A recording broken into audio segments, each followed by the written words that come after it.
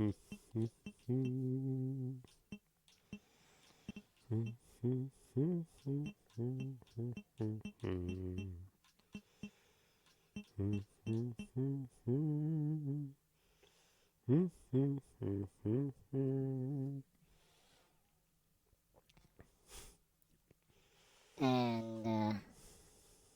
we are live.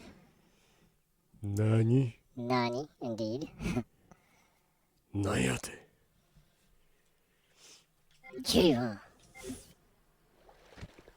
Kiryu-chan. Starting off with your Yakuza impersonations and getting poked in the stomach by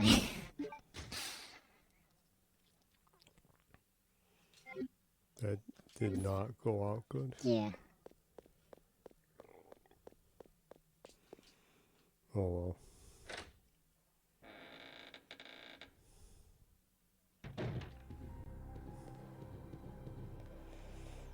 Yeah. Yeah, still, I'll pick up the antidote stuff. Oh yeah. Because I need to rescue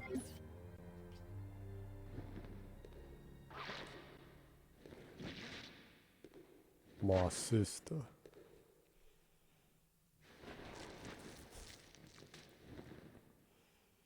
Claire.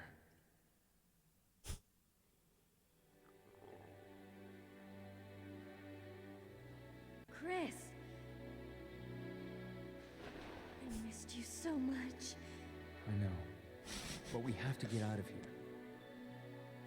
Not yet. We have to find Steve. Who's Steve?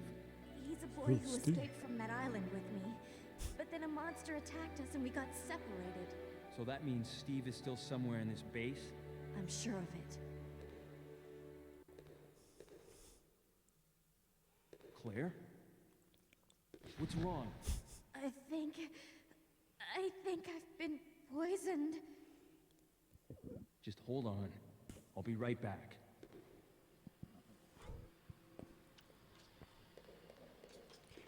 You've been poisoned. I've been poisoned.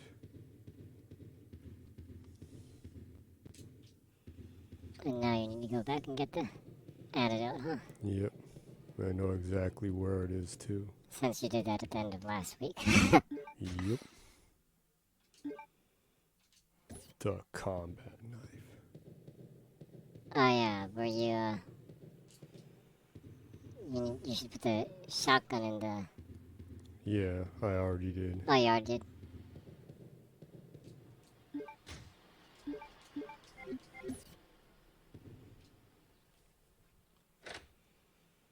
Yup.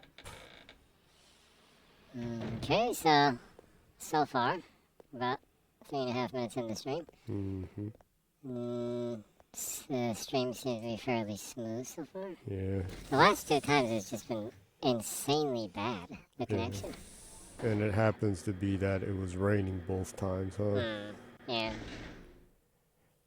Kinda bizarre crap. Yeah, it was especially bad on Tuesday. Yeah. It was insane on Tuesday. But What the hell? that was a abrupt end. Indeed it was. Well, I can skip the cutscene this time, so it'll be fast. Yeah. Yep, it'll be fast. So this is the 10th, part 10. Continuing from last week's stream, part 10 of Resident Evil. Code Veronica. Yep. HD edition. Yep. It was released on the Xbox 360 and PS3. Playing the Xbox version. Backwards compatible version of it on the Series S. Huh. Compatible. Compatible version. Oops, I forgot to get the machine gun.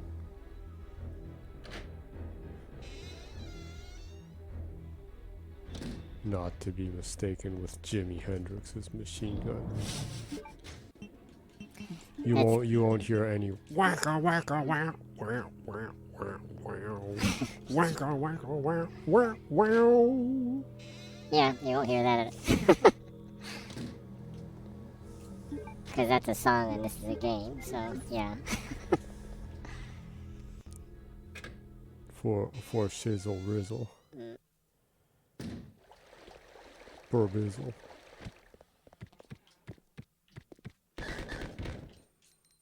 Eat lead. Still managed to nudge it once, huh?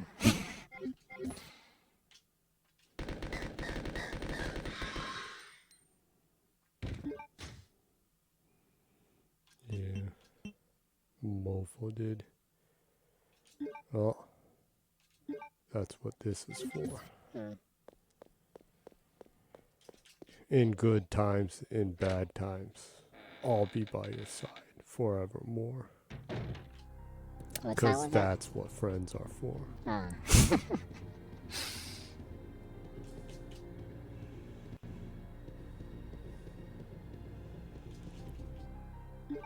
Stevie Wonder and Dionne Warwick. Old school R&B folks. Yep. The best R&B.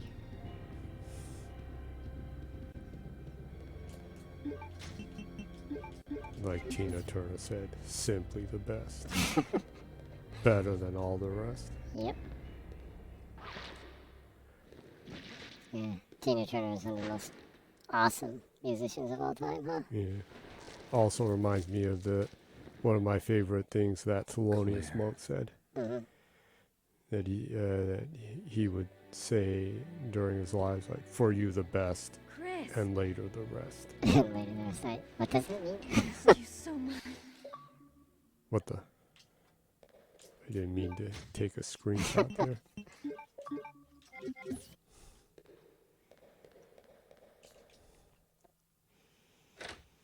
That means that he'll give you the best, and the rest of the crap you can have some other time.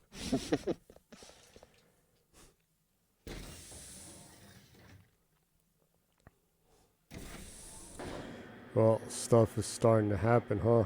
Well, the showcase is gonna be 2 weeks away. Yep, it's Finally. it's officially Wabbit season. Wabbit season. For Game Information, at least. PlayStation kicked it off with their showcase. And, you know, there'll be other stuff, the UV showcase, the Summer of Games Fest, of course, the Xbox showcase, and a couple other ones too, I'm sure. Mm-hmm. Yeah, so there was a lot of information. I guess I can start off as usual with hardware sales in Japan. Yeah. Yeah, I haven't said the hardware sales in Japan for a while. Didn't you talk about it last week? Nope. Anywho, Xbox hardware sales in Japan for the last week. The Series S sold 116 units, and the Series X sold 146 units, equaling 262. It was about the same last week, too. Kind of been hovering around there. Going down into the Xbox One area of sales. Still, about 2.5 times higher than the average then. But yeah, slowly declining. But the thing is that I've seen less and less hardware in the wild in Japan. So I assume that a lot of it has to do with them not really sending much over here. So, kind of a bummer. But from what I read, it's kind of a similar situation globally. It's bizarre how few, how little hardware they're being able to put out. Yeah. Weird. I'm assuming that maybe has to do with them shipping too many Series S's in America and Europe at the end of last year, maybe. And they're maybe trying to liquidate that. I don't know. That might be one thing. I read somewhere that traditionally, for some bizarre reason, Microsoft ships too many consoles at the end of the year, usually. And then they undership at the beginning of the year. It's kind of weird. Anywho, that's that. Hopefully, they're prepping for pushing more hardware for the Starfield release and announcement. Hopefully, they'll have more hardware globally for the Xbox showcase, because if it does end up being good, I would assume that the demand would increase during that time frame, right? Mm-hmm. So, Well, I think so, yeah. yeah, they'll have a lot of Game Pass stuff too, I'm sure. So, yeah, Mm-hmm. we'll have to see, but I'm hoping that's the case. Yeah. Well, I don't know. Do you want me to just censor? Hmm? What? What the? Batteries died? That was sun. I didn't even see that the batteries are low message. Okay, I'll well, be back. Jenny will go get batteries. And I'll be talking about games. So. That was Well, since I'm talking about Xbox games, I guess I'll just talk about some Xbox games. Pentiment, the first-party game that Microsoft released last year. That is a murder mystery adventure, narrative-driven adventure game. Had an update that was just released, and it has added on the languages that it supported. It has added Japanese, Korean, Russian, simplified Chinese, and it has a new Outer Farms area, and more apparently. So that's really great. I've seen a lot of people in Japan being happy about that. Also, Pentiment is playable on the cloud with touch controls, and it's a perfect game for that, actually. So I've seen a fair amount of people saying that they were just playing it on xCloud during their lunch break to check out how it is in Japanese. I saw a couple people say that they've already went through about half the game, but they're going to restart from the beginning in Japanese. So that's really good, because the writing in that is exceptionally good. So I'm really happy that they added the Japanese. And I'm also interested in seeing how the font in that game is very important. So I'm interested in seeing how that works in Japanese. So a lot of people are happy about that. Just mauling them down with double machine guns, huh? Yeah. Pretty much. And there's the miracle serum. It's nice to see that with Obsidian's games. I think Obsidian is a little bit more consistent with supporting more languages out of the different companies in Xbox. So far, yeah. I think Psychonauts 2 is one of my favorite games of all time. And I absolutely friggin' love Double Fine. And I think I think they make some of the best games that Microsoft has to offer. One of my favorite studios, but my god, are they not good at localizing stuff. Not in the sense of that the quality is low. The quality is exceptionally high, apparently. They go the extra mile to make sure that the quality is there. In exchange, they don't support a lot of languages in their games, which is kind of sad.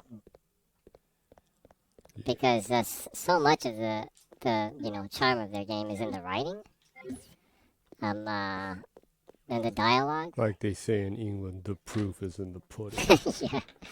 Yeah, Psychonauts 2 is such an amazingly good game, and the humor is just awesome. The the themes that it covers are actually really deep and heavy too. I really wish that was localized in Japanese. You know, it's still a fun game even if you don't know what's going on, because it's a good platform at the core. But yeah, the story is so good in that game that I just wish that they localized that in Japanese. There really is an Alexia? It is almost time, you genetically inferior siblings. That's a good line right there. After her. Inferior Genetically inferior Genetically siblings. inferior siblings. That's so wrong, it's funny.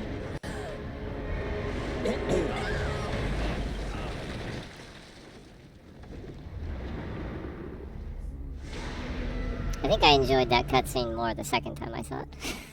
Yeah.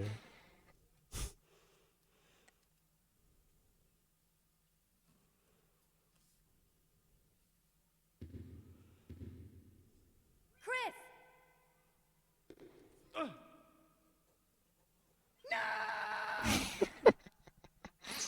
Just go. There's something about Steve's voice that's funny. I don't know what it Save is. Steve. Go. Yeah. He can be like breaking down and it's funny or something. That's really sick, but it kind of is. Yeah. It's funny in a sick and twisted way. Oh boy, I'm almost dead. Good thing you had a herb. Oib.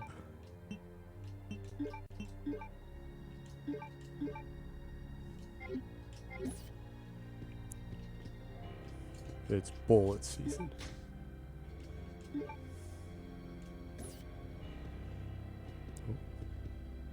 Herbs.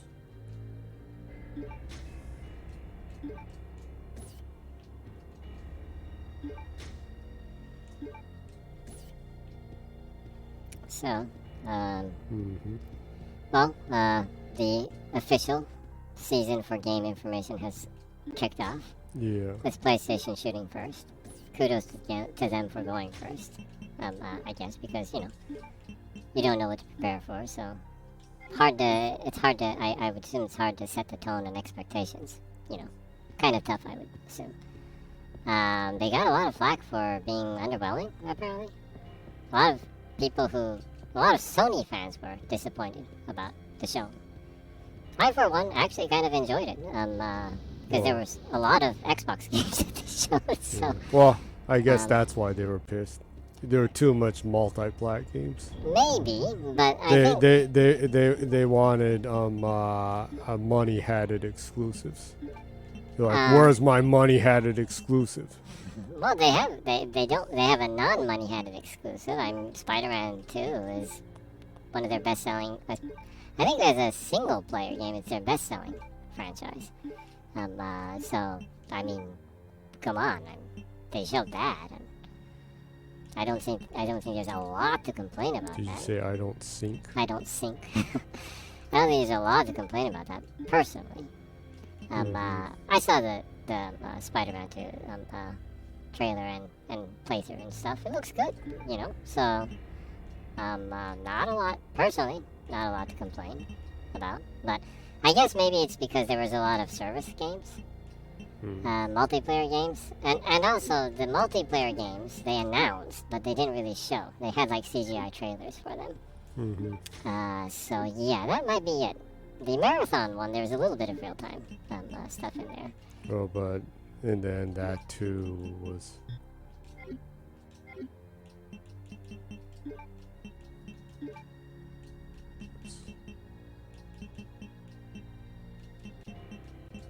Well, it's a multiplayer game, so. Well, I'm just saying, and then that too is a multiplayer game, and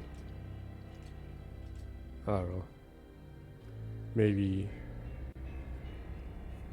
useless Magnum rounds. Because you couldn't get them. Yeah.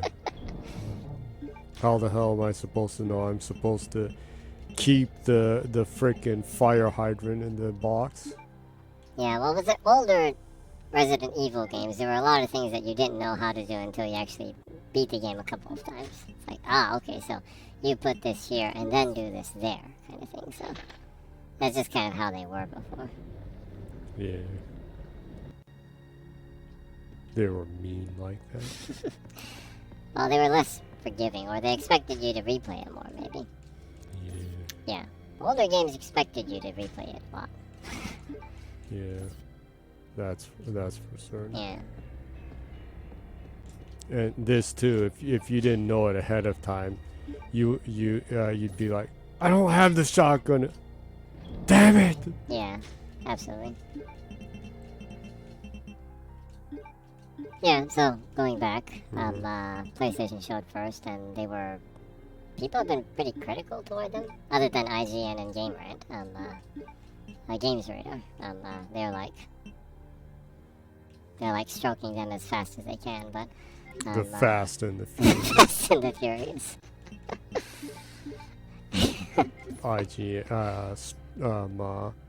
Sounds like some kind of B-grade softcore porn. Stroking the Fast and the Furious. Yeah. It's like a parody porn flick or something. Yeah.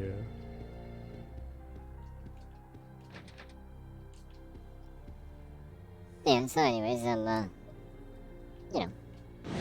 since you're a Xbox-centric streamer, I'll just cover the stuff that was announced that's also going to be available for Xbox. There are a couple of games that are currently only planned for PlayStation that look pretty cool too, but I'll skip that. Let's see. Well, basically, since I'm only covering the Xbox stuff the multi-plat stuff that's coming to Xbox that was showing, to me it was almost like a PlayStation mini Xbox showcase.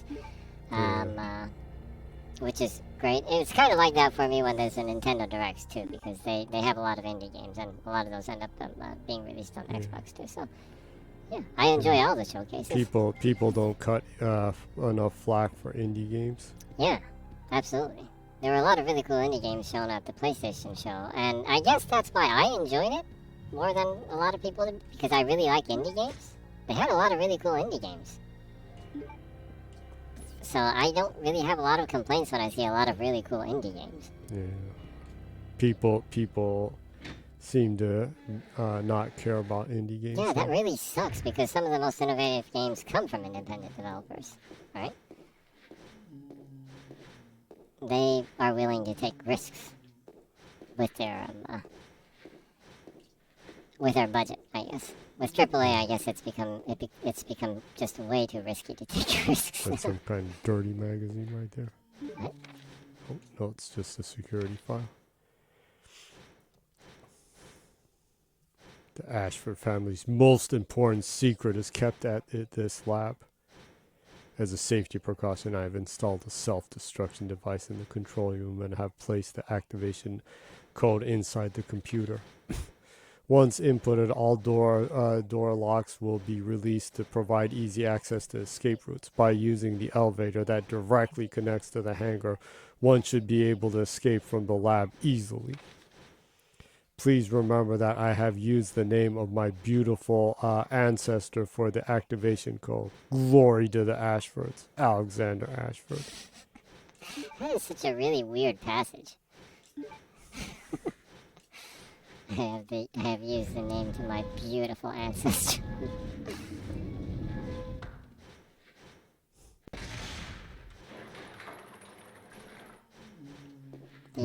Agasha. Holy, Gotcha. I almost got crushed. Yeah, you did almost get crushed right there. That was Trap. dangerous. Obviously, I probably need to crush the crystal to get that out of it, huh? Probably. Let me make sure I can actually move. Be careful. Watch out. Oh! You just saw that coming. Well, thankfully I can start from here. Yeah. Boy, I would have been pissed if I had to go way back right there. That was like Tom and Jerry level flat right there. Yeah. You can almost hear his painful scream. Yeah. Whoever did the voiceovers for Tom and Jerry's Tom, he has this wonderful like shout, huh? Wasn't that Mel Blanc too? It was? I I think so. Really? Man. I think basically all that stuff was like Mel Blanc, wasn't it? I don't know. That's Hanna-Barbera, right? Well, I know, but it's just he did stuff for other places too. So I had the impression that was the case. I don't need to open this case anymore because I ain't got Magnum rounds. Yep. Such an insult.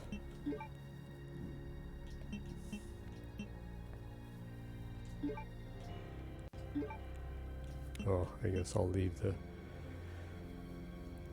first aid spray for Chris. That like super powered mofo. Super power mofo that's useless when he only has half appearances in games. Oops. You're talking about Wesker? No, Chris. Oh, Chris. Oh. He's kind of useless in this game when he can frickin' smash molten lava boulders with his fists. Yeah. And he's like totally useless in 8 also.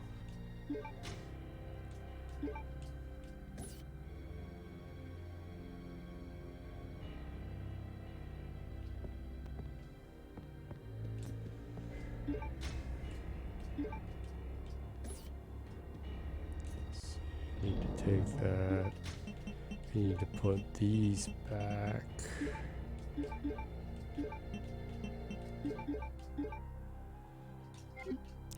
Alright. Oh, sorry. You can go ahead and keep talking. So, the PlayStation Mini Xbox Showcase. Mm-hmm. Let's just cover the Xbox games, or the games that are watch out, multiple. you'll severely insult some people with that. Yeah, well, I'm not trying to like steal thunder or like I'm not like ha ha kind of thing. I think it's fine. I mean, there's gonna be a lot of games that Xbox shows on their showcase that will be available on PlayStation too. I don't think people should be like gotcha kind of thing with those. I'm just saying that because there were a good amounts of multi-plat games there. But, I expect that from third parties though, right? Unless you're like Square Enix.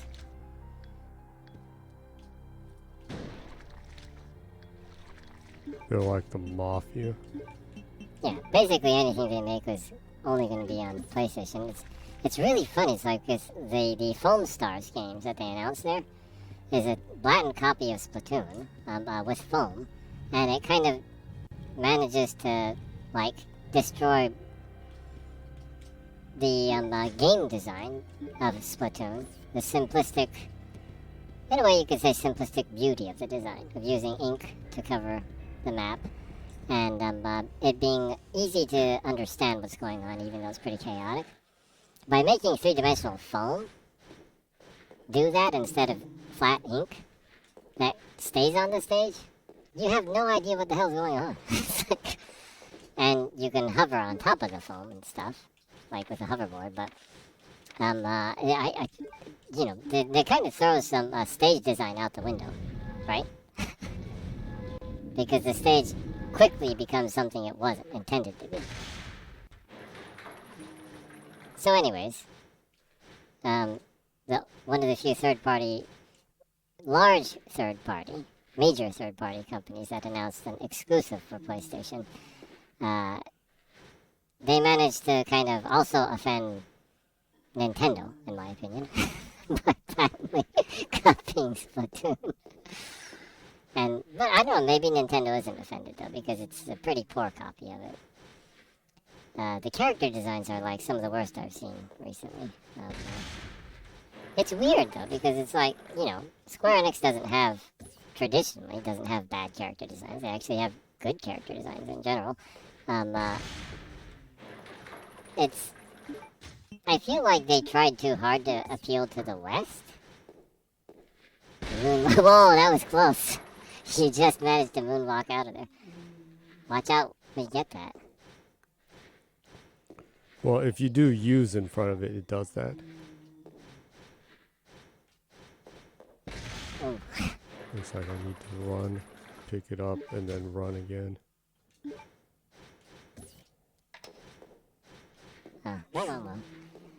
dangerous. Yeah. So, anyways, it's really weird. I think their character designs are generally good. So the only thing I can come up is was they're trying too hard to appeal to the West with the designs. Maybe they're a little too colorful and a little too I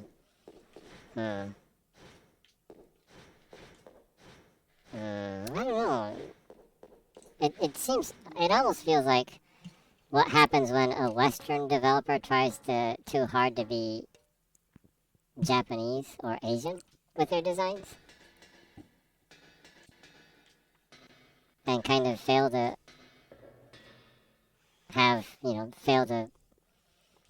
achieve what is fundamentally good about Western designs, being more kind of realistic or grounded, or having more consistency with the design and the language, maybe. Yeah, it's weird. It's a weird game. Anyways, I don't really want to talk about it. Those are the kind of games It's foam, and it's not like jizz. It's like you spray jizz all over the screen with characters and all different color jizz. If you had like pastel blue and pastel pink jizz, I would be seriously worried. But yeah, it's not like that.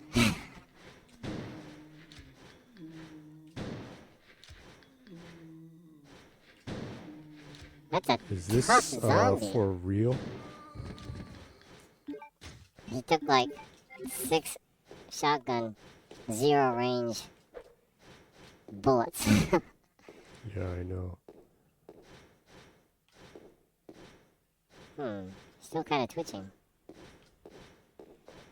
Oh, he's dead though.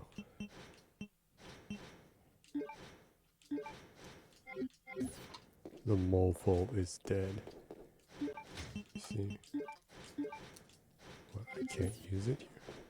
So going back to the games that were actually announced that will be multi-plat. Well, it was announced before, but they showed. These are all the games. I just wrote down all the games that they showed, even if they were announced, that are also coming to Xbox. The Immortals of Avium game they showed again, new trailer. As always, it looks pretty fun. It looks like dumb fun. First-person magic shooting action. You shoot magic out of your fingers and it sounds like a gun, right? It sounds like fun. Sounds like dumb fun.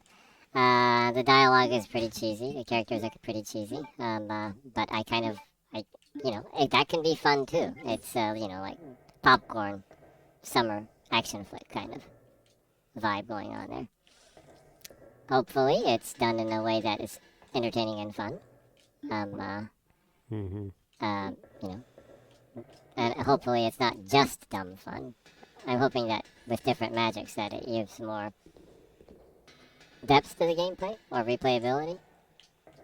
It looks like it could have a lot of it looks like it has potential though. I have to try it out though. The graphics are definitely nice for it, and like I've told you before, it has the single female character with the thickest arms I've ever seen in a game, so that's kind of cool. It's kind of kinky. Yeah, but it's hard though. I would say maybe why did I forget her name? The Spartan helmet woman from Street Fighter 6. Marisa. Yeah. Marisa might have thicker arms. Her arms are like Zangief level thick. In the trailer, she's like throwing Zangief around her. And Zangief like falls in. She's like punching Zangief, and he has his eyes becomes like heart shaped. It's either he's just too invested with her awesomeness, or he's insanely masochistic at unhealthy degrees. Being thrown makes him hard. Steve? That's pretty twisted. Oh. Claire. Look at that. Yeah.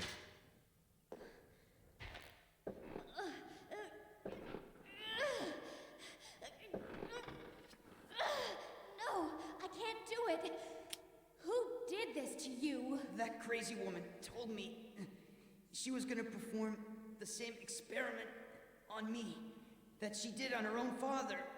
She's completely insane. What's wrong?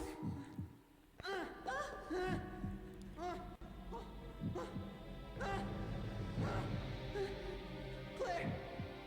Can't breathe. Claire! Help me! Claire!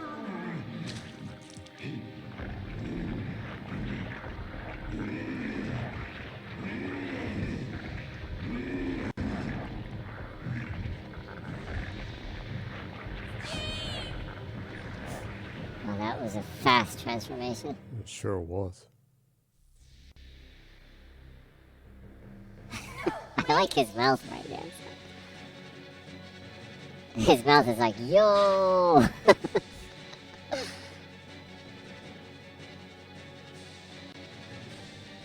I like how, like, his body is so insanely deformed, but he still has perfect hair. What What the hell? the hell happened? I was pushing back. What? What? Oh no! Damn! The hell? There's like nowhere to save right there.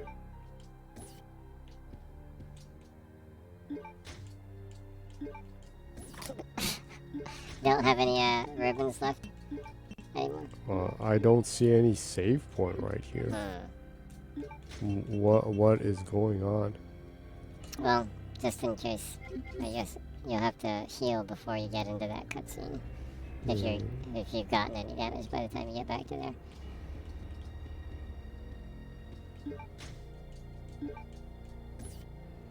So what's the deal? There's no save right here. Oh, there is no save? Yeah, look, there's no typewriter anymore. Oh yeah, right. What kind of messed up logic is that?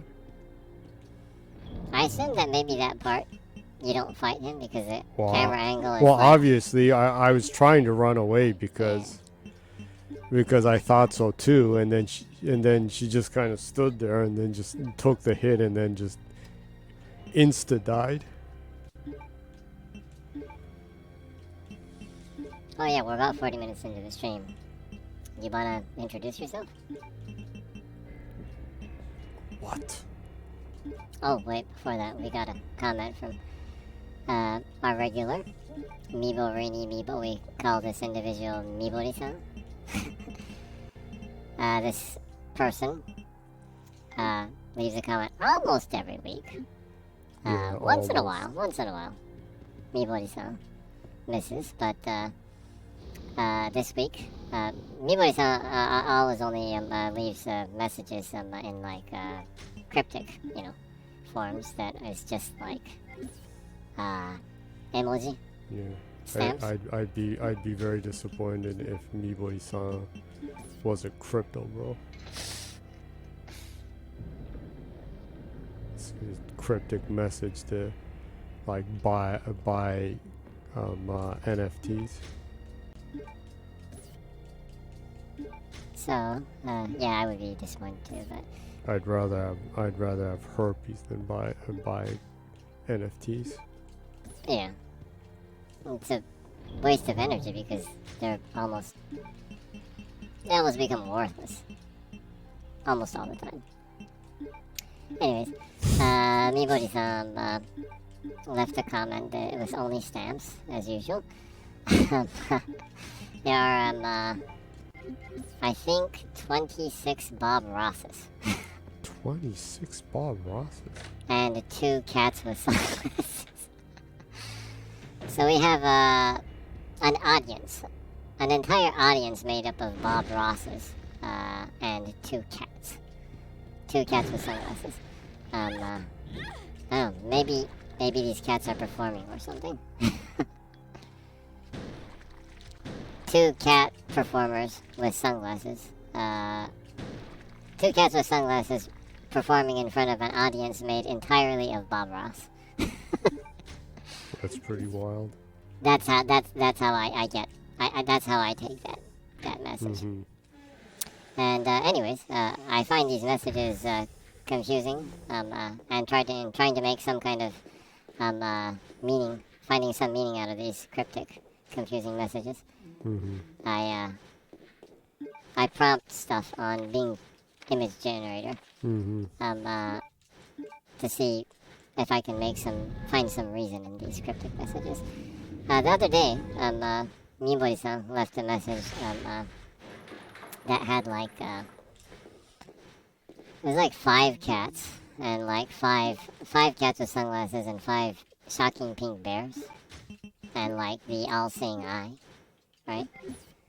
So I prompted on Bing AI image generator. I prompted it to have a meeting. Cats with sunglasses and shocking pink bears having a meeting in a Freemason lodge.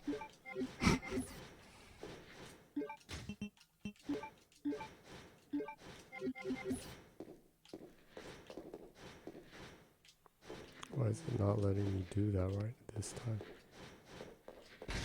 I think you need to be outside of there to prompt it.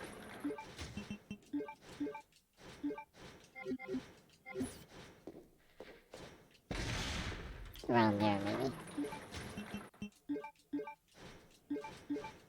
Keep saying I can't though. I need to be in the middle. That's pretty mean. Oh, man.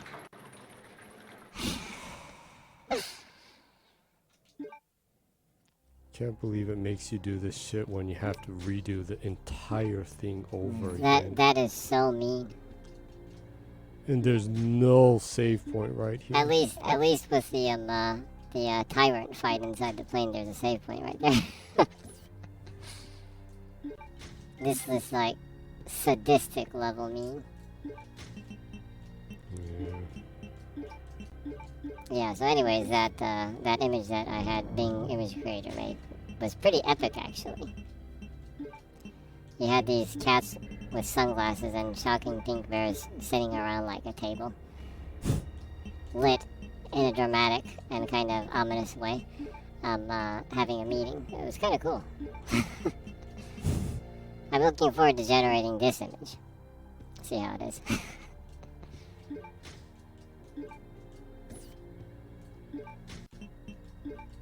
Two cats with sunglasses performing in front of an audience made entirely of Bob Ross.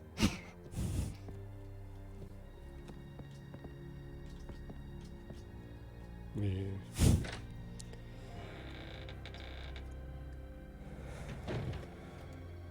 For a second I thought I could just go straight to Steve, but then I had to use the card right there, so... Yep.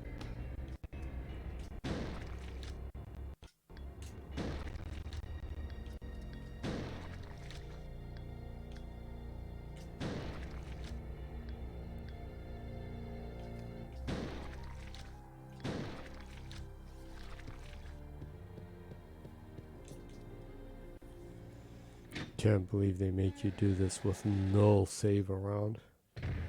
Pretty insane. It must have just been getting tired at this point, huh? Maybe. When they were developing it. Yeah. The QA testers were like, to hell with it.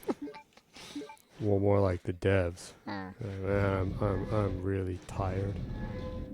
It's like that part. It was so boring doing that part with Chris.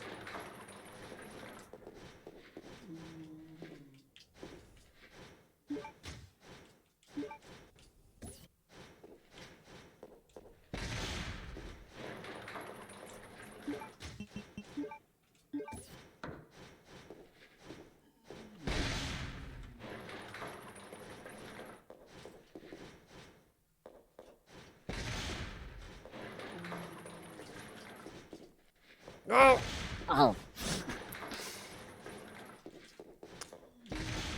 Tank controls. Just run forward, I guess.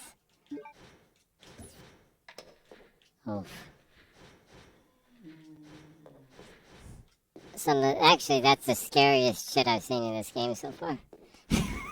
No, it's the worst thing though is that here I'm going to risk dying again right away. Insta-death. Being insta-killed by Steve, of all people.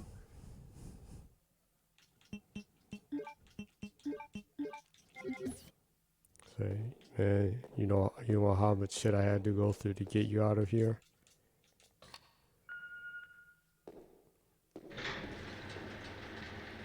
Man, she should have just left him, huh? Yeah.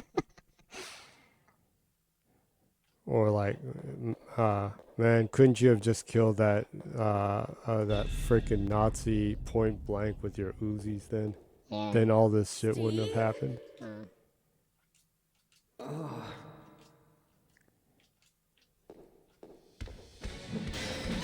The hell? Oh. What I was running. What the hell is that? I guess you have to run totally straight. Like, how was the tank controls? Yeah. And this puzzle part is so annoying. Yeah, it is pretty annoying. And this part too, the tank controls make it hell to do. So basically, the designers of this game thought, let's push tank controls to the limit and see how far we can push people in hoping that we can come up with a different way of controlling Resident Evil. A new control schematic or mechanics to control the characters. Maybe Mikami played this game and he's like, shit, we need to change the controls. and the masterpiece Resident Evil 4 was made. To be fair, the controls in that are pretty shoddy in now standards too, but right? But still leaps and bounds better than this.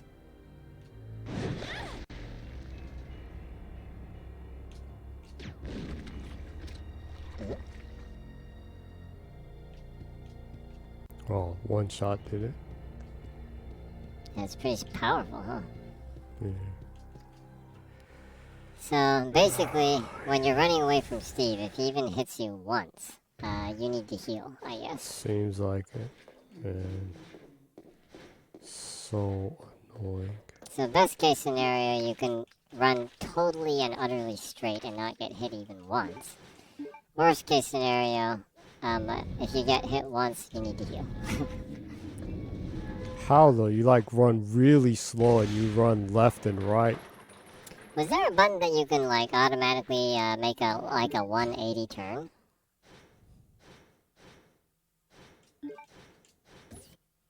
Like you're facing him. If there's like anything that you can do like to do a 180 turn, then you could do that and then just push forward.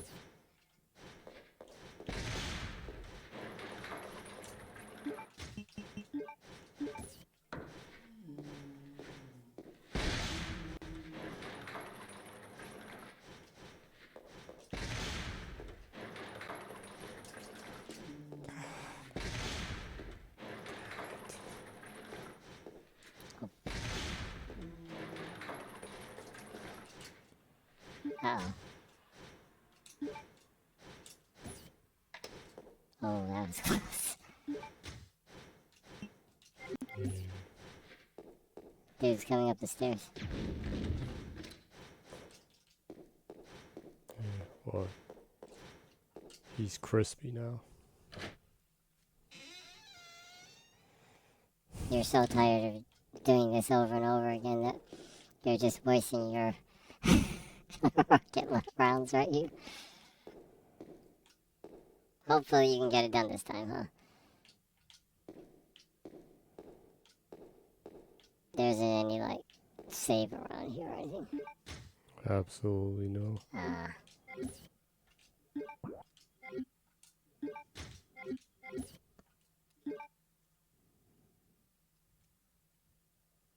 No explanation for controls, but I only walk back if I do that. I probably just need to push left or right to turn around. Yeah, we'll just get the hang of doing a 180. Face forward. Yeah, but then I run sideways once I do that. Well, I have one heal. Okay, well. Fingers crossed, I guess. Yeah, but the rest of the stream's just gonna be me dying over and over again right here. Maybe. And continuing to be annoyed by the one hit kill puzzle right there. With tank controls. And no save.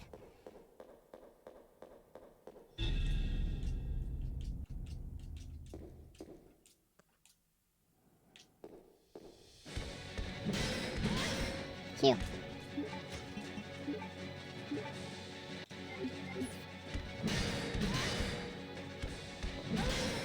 What kind of bullshit is that? I was running as fast as I possibly could, and I just died. Do you want me to check what it says about that? Well, you could if you want. I have to redo the same annoying part over again.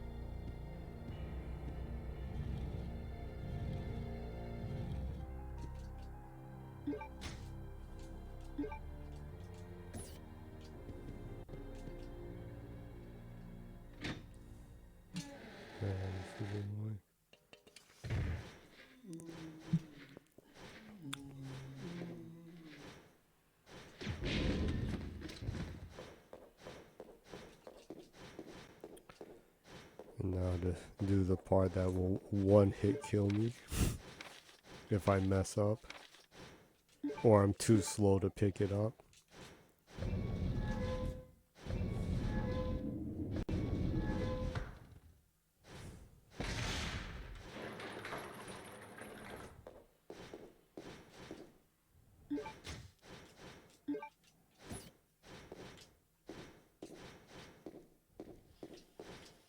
Okay, so apparently you can run away from him if you run totally straight. But I like was. well, just listen.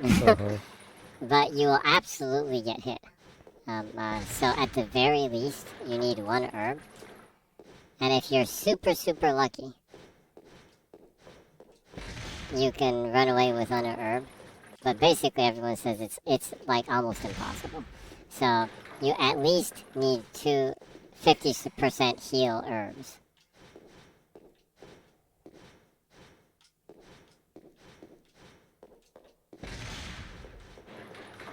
Why the hell does picking this up have to be so finicky? Oh, you have a comment from BJ. Whoa, that was close. From BJ30X. BJ has a bunch of hi kind of moving emoji. That's, I think, are cat emojis. And another 3 that are waving too. Thanks for the emoji. Greatly appreciated. we enjoy anytime you swing by. Hi, right back at you. Huh. Yeah.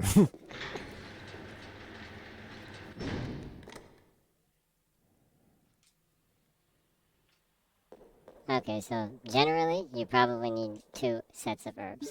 Well, I have to now. Okay, so you get hit once, you heal. You run. The next time you get hit, you heal, and then you run to the end. That's the most safe way to do I it. don't know. I was running straight and I got hit 3 times though. So Well, yeah, that's because you were running slower toward the end because you got hurt. You run a little faster when you're not hurt. So yeah.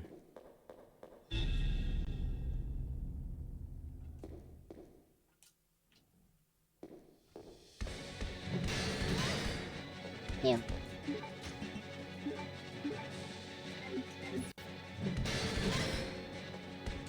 Heal.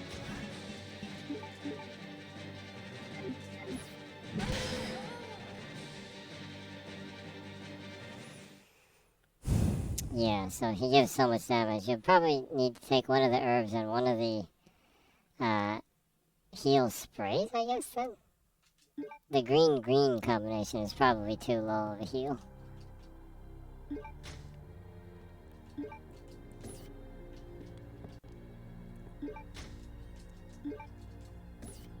The serum that Chris gives you like does nothing for your health, huh? Because you just start this off in the red. Yeah, that really sucks.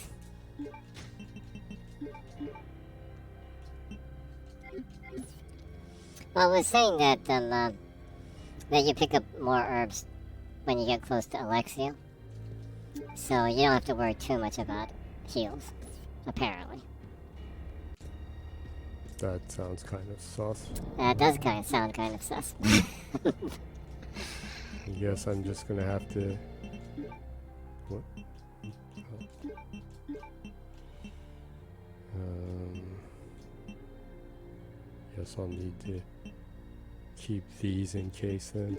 I guess it's Yeah. better than being forced to see that another time. Yep, definitely.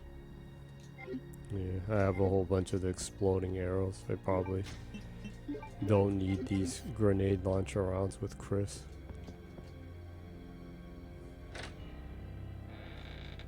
So close to the end.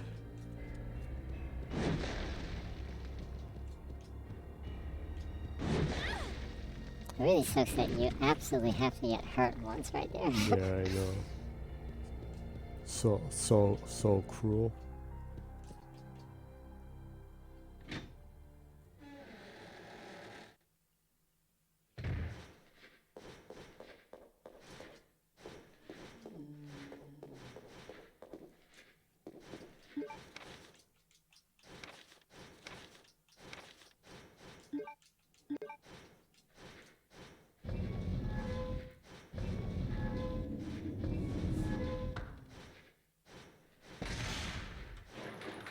Really messed up that they make you do these 2 things that insta kill you.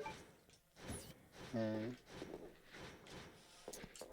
And thinking of the first time you'd go through, you'd most definitely get killed in both of these places the first time. Mm.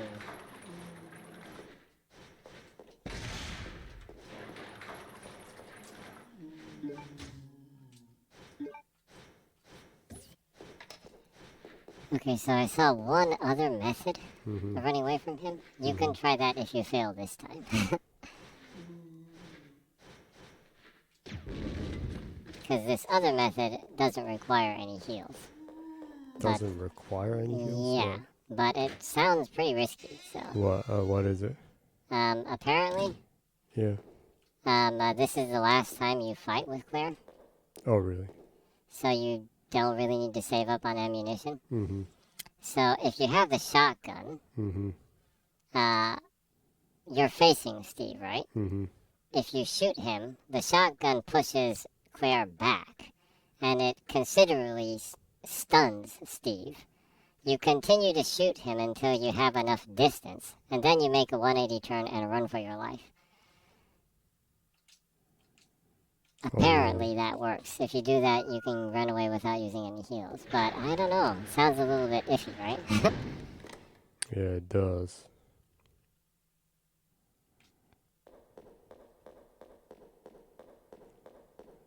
But I guess, I don't know. It's better than dying, yeah. Yeah.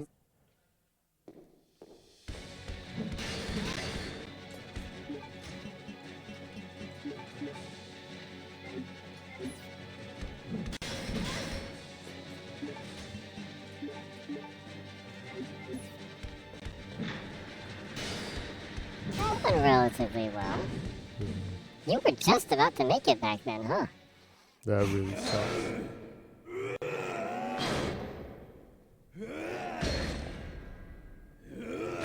Mutant Steve.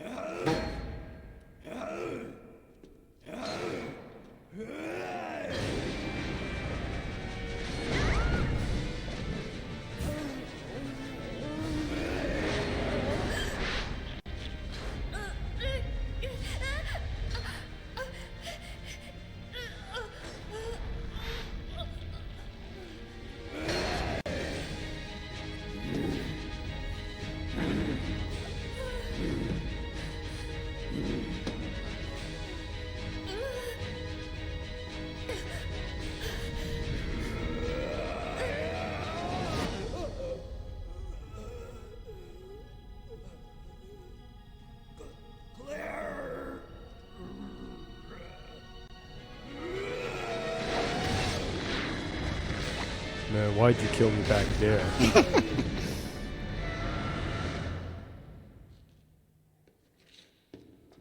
Oh, Steve.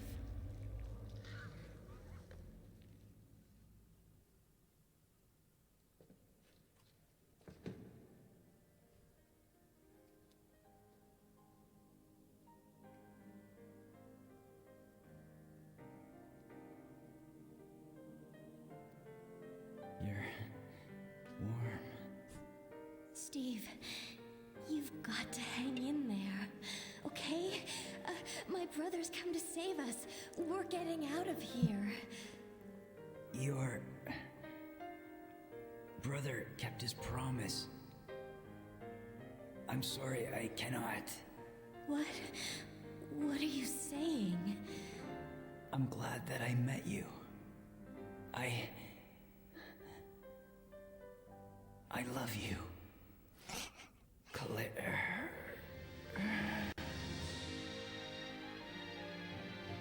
Just had to get that out of his system before he dies, huh? Well, Steve? might be the best thing to get out of your system before you die. Sorry, I looked at your ass.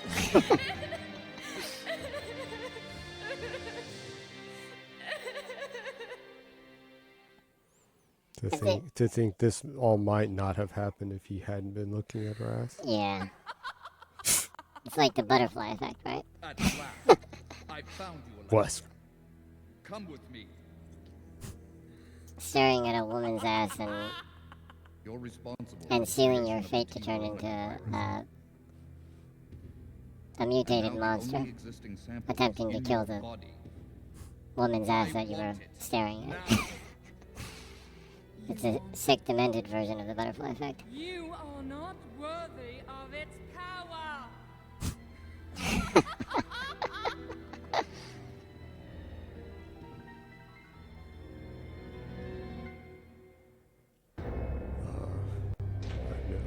I miss the hulkiness that the early Resident Evil games had.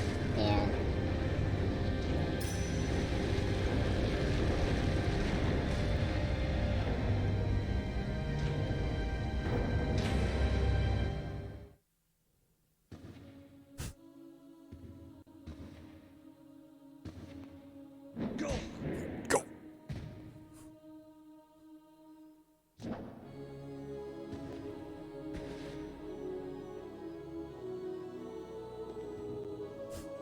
You're coming with me.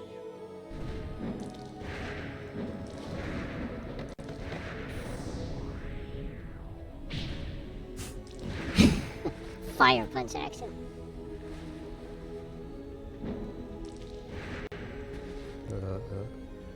That's what Will Smith should have done to Chris Rock. Set his fist on fire and slap him. Someone needs to make a meme like that. He has a flaming fist and he's slapping Chris Rock. Chris, since you're one of my best men, I'll let you handle this. Douche.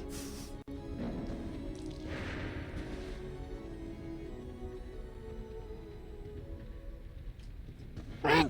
Heal. Heal. Do you have any heals? Yo. I don't.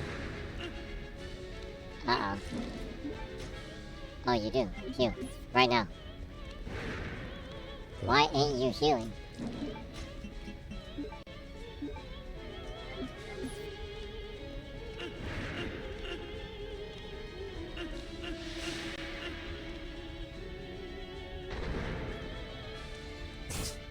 That was a total death trap right there.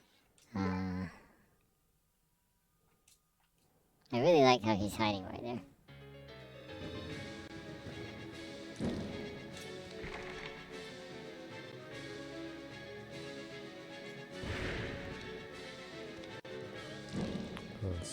So like, what am I supposed to do? Am I just supposed to shoot her?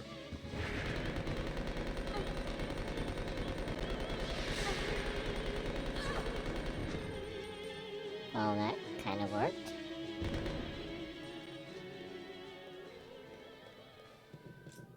Goodbye, biatch.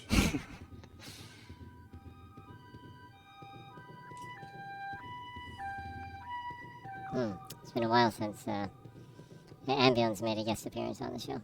Yeah. What am I supposed to do? Well, I think maybe you just need to make your way through the front door, maybe.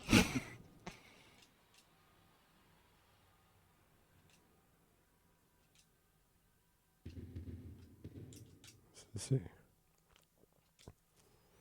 3 weird holes open. Probably need to use weird shit. I don't know what I'm supposed to use it for. Let me guess, I still can't open this door.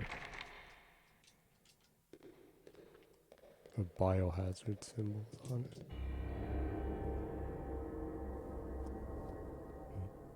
What? What was that? Weird.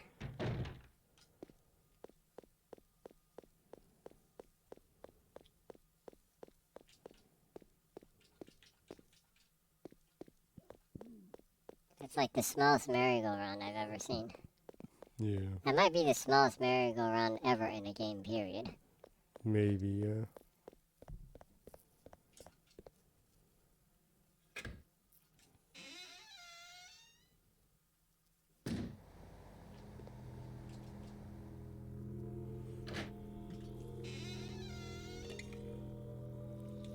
I don't know, that might make a cool shirt.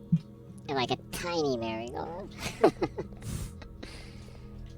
Yeah, maybe. If you know it, you know it kind of thing.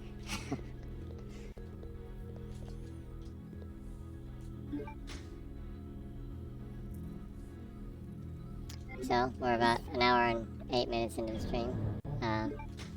Think you want to introduce yourself? What?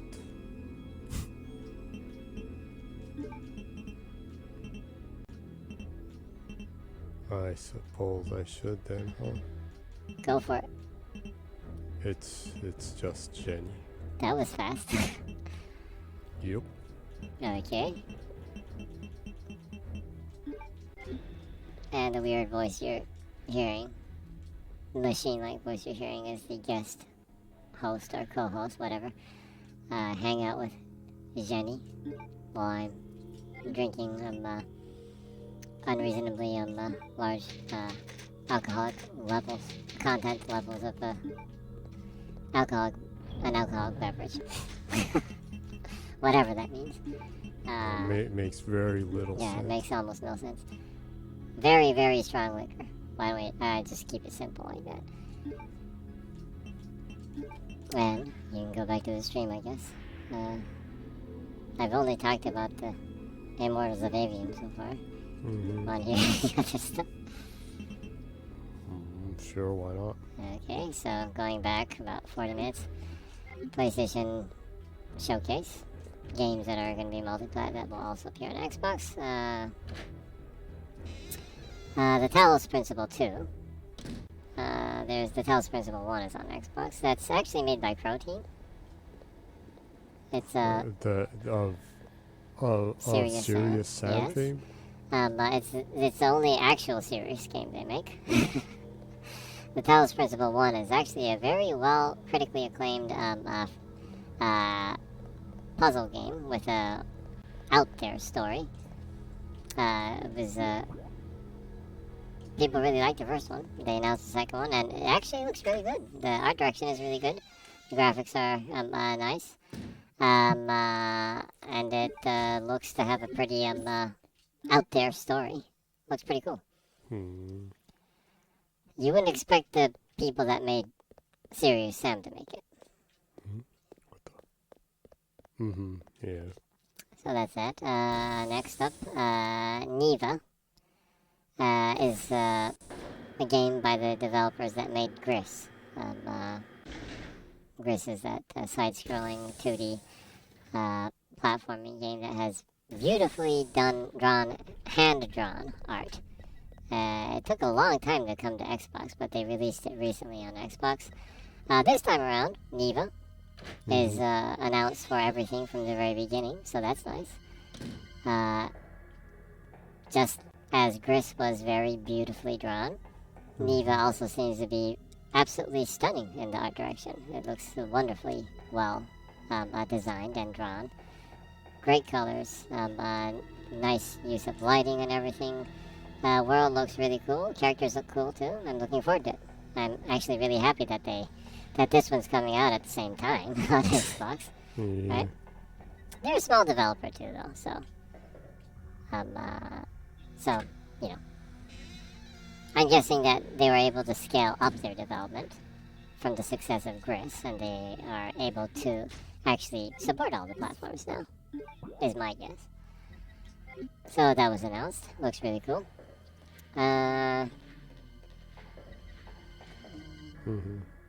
Cat Quest, Pirates of the of the Caribbean. Wow.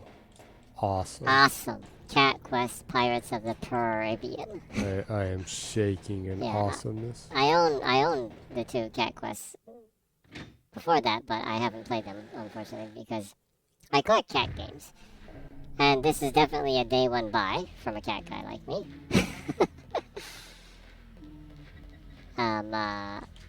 No, that's a fast zombie.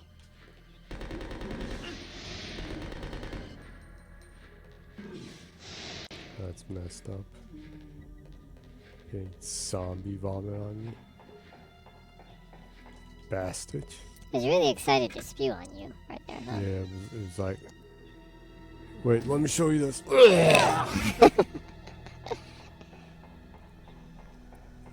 Back to the nightmare of not being able to do anything. Yeah.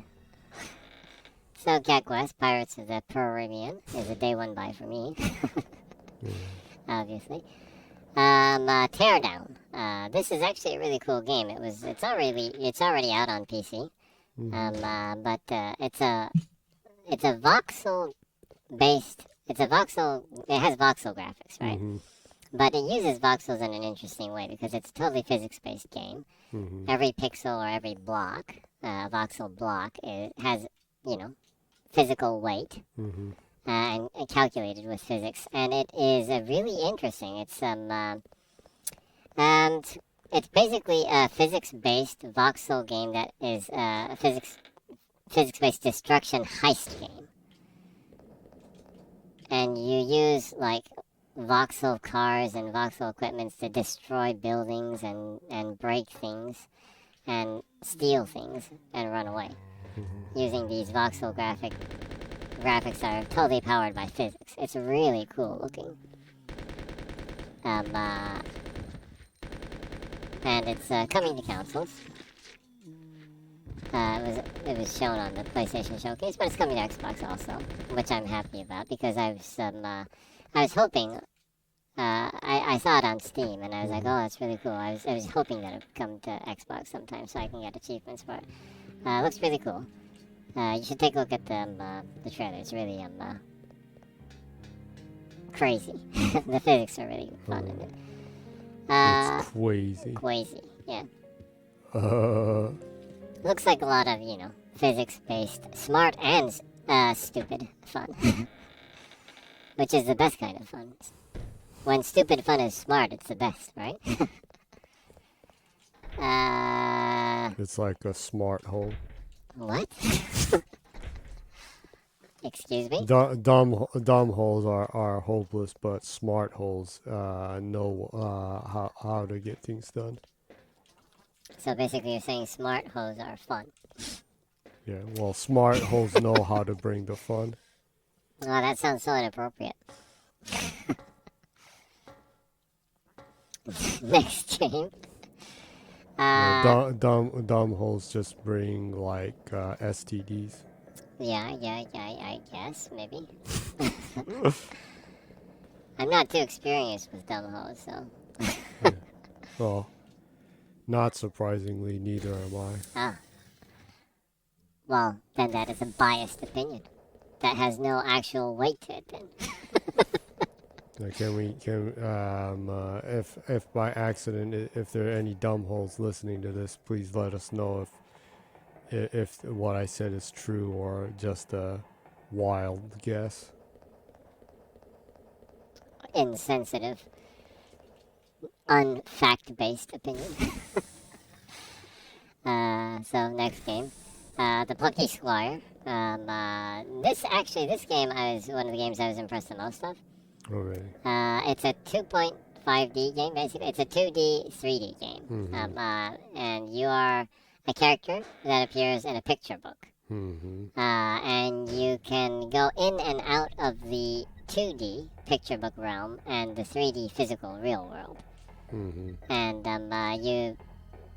there's a lot of mini games. There's a lot of puzzle solving that you go in and out of the two-dimensional world and go into the three-dimensional world to solve puzzles and do mini games and win battles and whatnot. It's absolutely fantastic art direction. Really cool idea. Kind of reminds me of the RPG game that came out from one of the Japanese indie devs. What was the name of that game? I forgot. It actually came out on Xbox first. The name of what game? The indie RPG game that was like hand-drawn. That's like a 2D, 3D one. Oh, the RPG Time game? Yeah, RPG Time. Yeah, that has fantastic art direction in it. Yeah. Kind of reminds me of that. But, That reminds me, I need to pick that up. yeah, you do. It was on sale the other day. I hope it's on sale again during the E3 sale. Yeah. The non-E3 sale. Yeah. Well, to be more correct, it's the showcase The sale. showcase sale, yeah. So anyways, Plucky Squire has fantastic art direction. Looks like it's really has a lot of smart puzzles in it. It's kind of a game that's down my alley, kind of. That's one of the games I was most impressed of. Really good production value. Ghost Runner 2 was announced. Obviously, it's I a heard very that pretty rumor game. from a while back. Yeah, just like the first one, it's graphically very impressive for an indie game. It looks like there's a lot more variety in how you approach the stages. Looks cool. Assassin's Creed Mirage was announced. Well, not announced. No, It was already announced It before. was announced like almost a year ago. They showed the actual real gameplay, in-game gameplay of it for the first time. If you ignore the leaks. Yeah, so it looks really great. It looks exactly like how I would want an Assassin's Creed game to look like right now. It looks like the original Assassin's Creed, but with better controls and better parkour, and totally stealth-based, mostly. Mostly. Yeah, even the first Assassin's Creed, the first couple ones did have action in it too, sword fighting and swashbuckling, whatever, you know. So it seems to be more minimal on that area and more heavily stealth, which is exactly what I want. I mean, we're talking about freaking assassins, right? So yeah, looks really good. I'm actually looking forward to the game. And apparently it's not like 300 hours, so that's exciting too. Baghdad seems to be made meticulously well, much more better in scale compared to the recent cities that have been in the open world Assassin's Creed games. That's my biggest problem that I had with the huge open worlds that they've made recently. You know, I really wish that some of like Cairo and Alexandria in Origins was more of a realistic scale, because it had to be so much more grand at it, right? So it's kind of like a diorama, kind of, because the world was so huge. Yeah. And same with ancient Greece too, and Odyssey. Yeah. Watching you play that, the gave me a headache. It is so unneedingly huge. Yeah, the world was unneedingly huge. I wish the cities were larger and the world was smaller. So, anyways, Assassin's Creed Mirage looks really great. The kind of game that I would want to play. The kind of game I want out of an actual Assassin's Creed game. Well, we talked this about a little bit. Marathon was announced by Bungie. It's a PvPvE extraction type game, I guess. That reminds me, I don't have the original one that was on the Xbox. What the Marathon hell? I Durandal? can get in here? Oh, yeah, yeah. Actually, apparently, Marathon, they originally made that for the Macintosh PC. That's why Halo 1 actually originally was announced at the Mac World, conference. And then Microsoft came in and, invested in it, and it was released on Xbox instead of Mac PCs. I think it did come out on Mac PCs later, though, right? Marathon, yeah, I think that's it was saying that's one of the few Mac games. Well, Marathon, all three Marathons came out on Mac, but I'm just talking about Halo. Oh yeah, well there's something like that they were going to, but they first showed it at a Mac event, and that was when it was an RTS kind of thing. And they released the Oni game that didn't do well on the PS2, was it? I think so. I need to find that. So anyways, they showed Marathon. Some people weren't too crazy about the art direction in it. I thought it was fine. They had the now popular space sci-fi game that has a freaky sphere object that is fucked up. Right? like Gantz shit going on, just a ball that doesn't do anything. Yeah, it's of course, going back, that's probably kind of the same kind of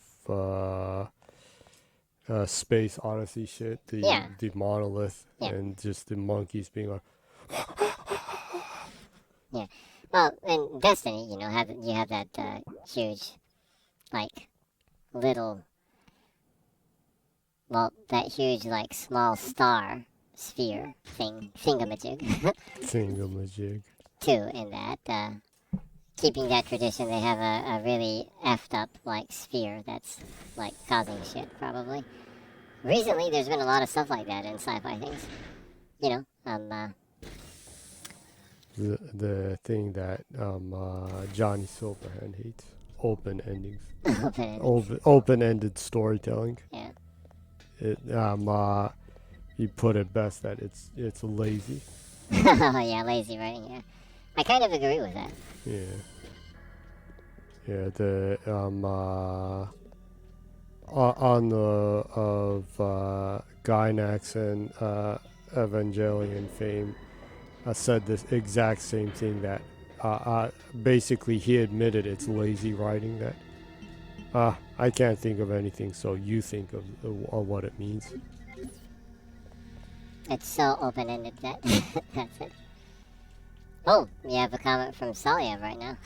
Oh, Salya says, I heard the call. the Call of Duty. The call of duty. Oh, we're happy that you heard the call. You're always welcome here anytime. Nice to hear from you.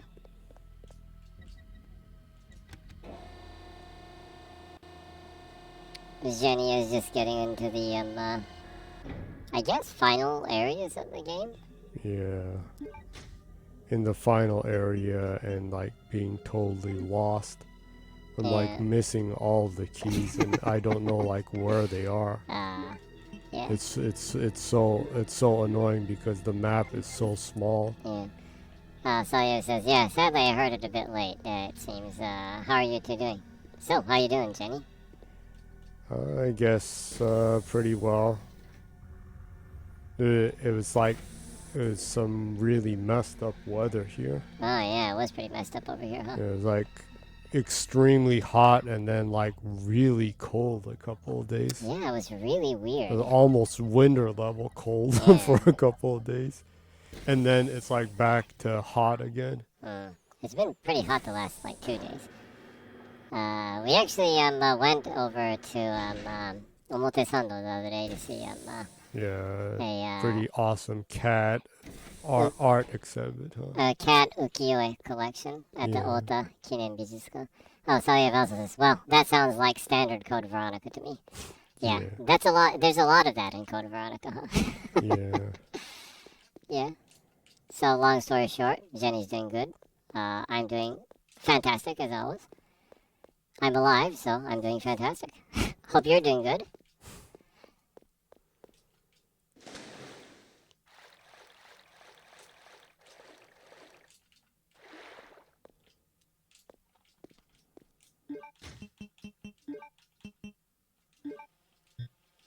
Came back to the area with the smallest merry-go-round created in human history.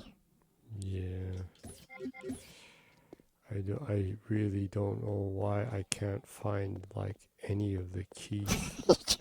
I can't find the crane key. I can't find the biohazard card. I'm like stuck here. It's so weird.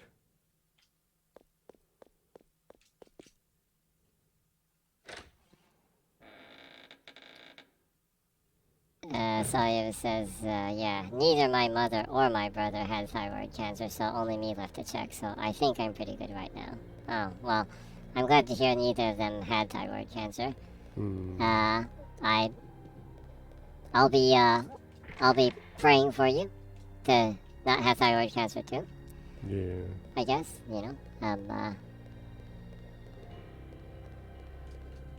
I'm sure you'll be okay.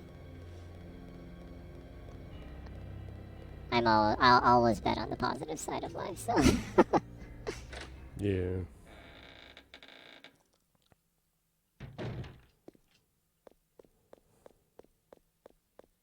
Yeah, my body's pretty dead, but You made it somehow. made it somehow. I think I don't have cancer.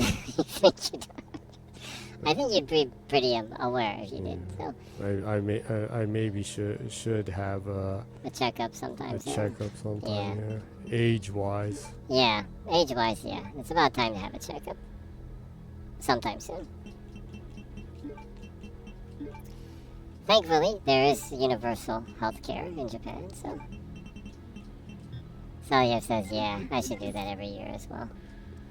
I assume Spain has universal health care too, then? Yeah, that's the scariest thing. That's the biggest fear I felt when I was in America. Yeah. I was crazy. just so scared of getting sick when I was in America. It's the most frightening shit ever. Yeah, because like when you were in your teens, you had like, was it a cavity or something like that, and like the cost was like insane for just something as like trivial as that. Yeah. Solio says, I thought you had to kill monsters and get Gil to buy potions in Japan. Yet another dream crushed. Yeah. It's a little bit easier than killing monsters to get Gil and buying potions. Yeah. Yeah. That kind of sounds like fun too, though. I don't know, if I had a choice to do that and save a little bit of money, I might do that. I don't know, though. That's pretty dangerous too. Solio says, yeah, I know you two grew up in America, but thank God you have Japanese healthcare now. Yeah. Yes, absolutely. Yeah, it really sucked because when I was in America, when I was a teen, I had like a toothache and went to the dentist and it cost like over $1,000 just for a simple, you know. Yeah. Yeah, it's It's like, crazy. what? kind of thing.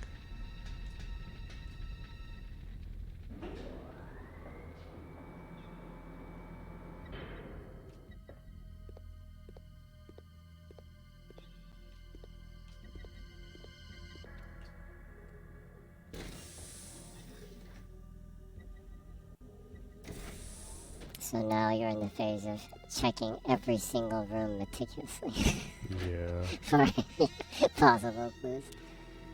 I don't know why I can't find that crane key or the biohazard key. There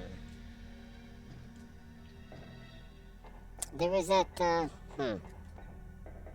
wasn't there that extension screw thingy that you add to that crank or something? Well, I know, but I can't find that either.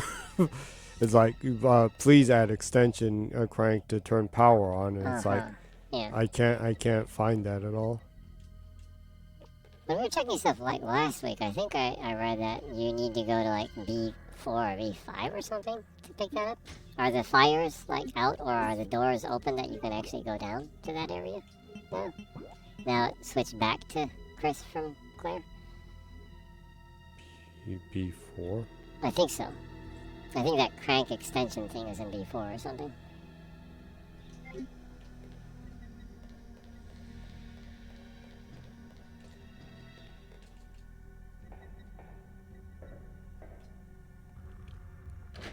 Isn't that down the elevator where the mansion is?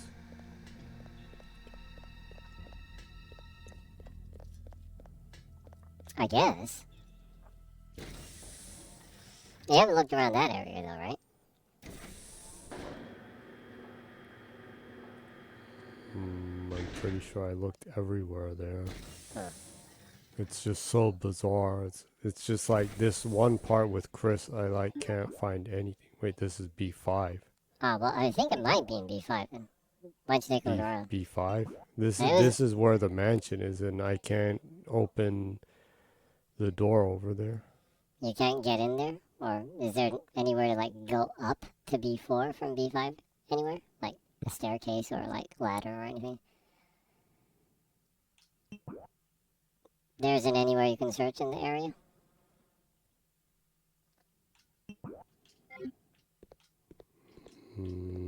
It's just like I come over here and there's like nothing I can open right here. You just come over here and it's like I don't. If the power was on, I can open this. And then like when I go inside the mansion, it's like there's a door with a biohazard mark on it. Oh, okay, well that area, huh?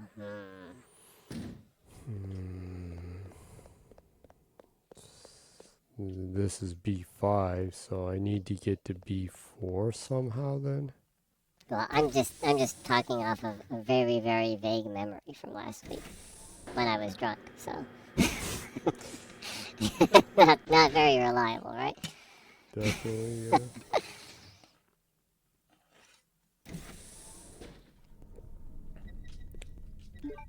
Let's see, I'm on B1.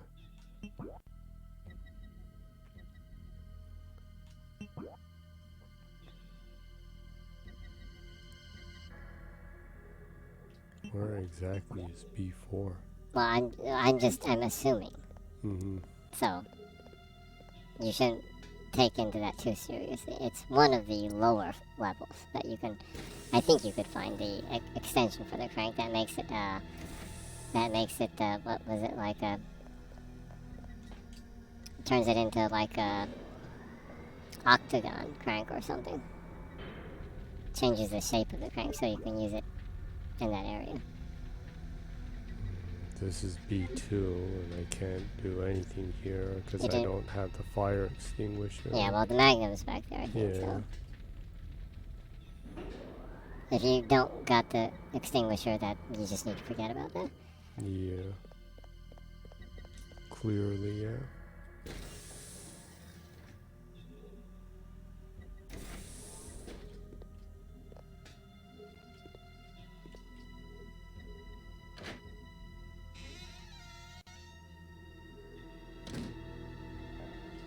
Well, while you're walking around, I can just talk about the last 3 games that are the ones I'm most excited about.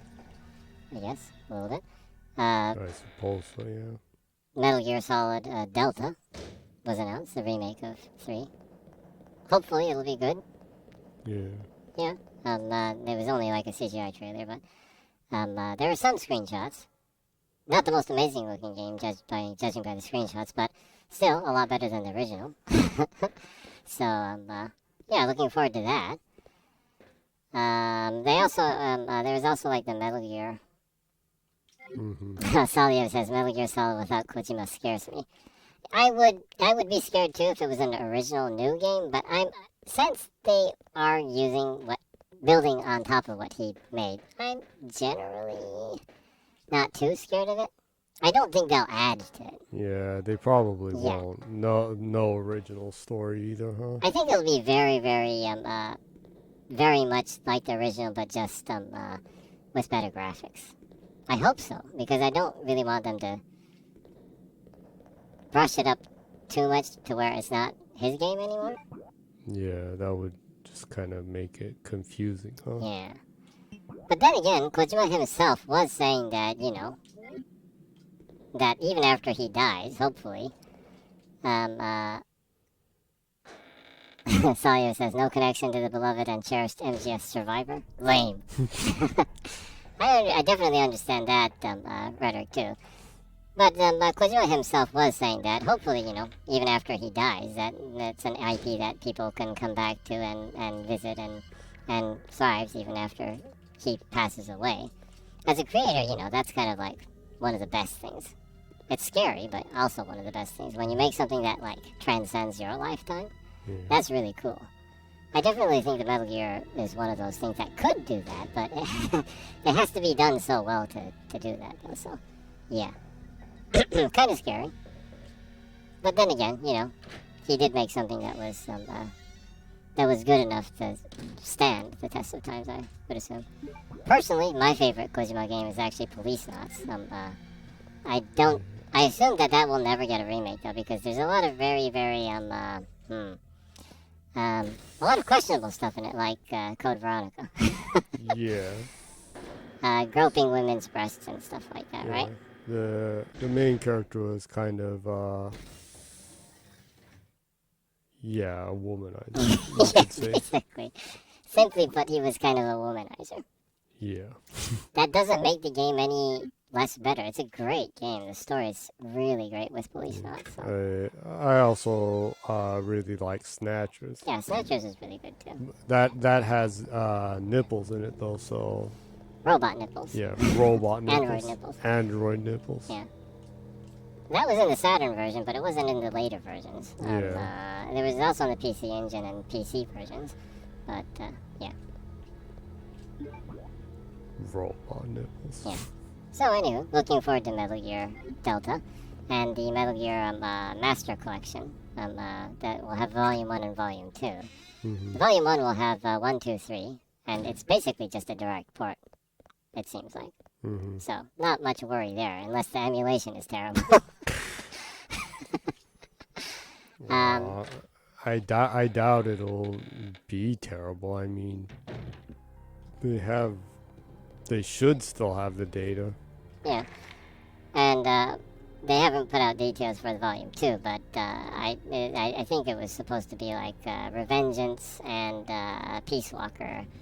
I don't know what else they would put in there. The Acid, maybe? The PSP one?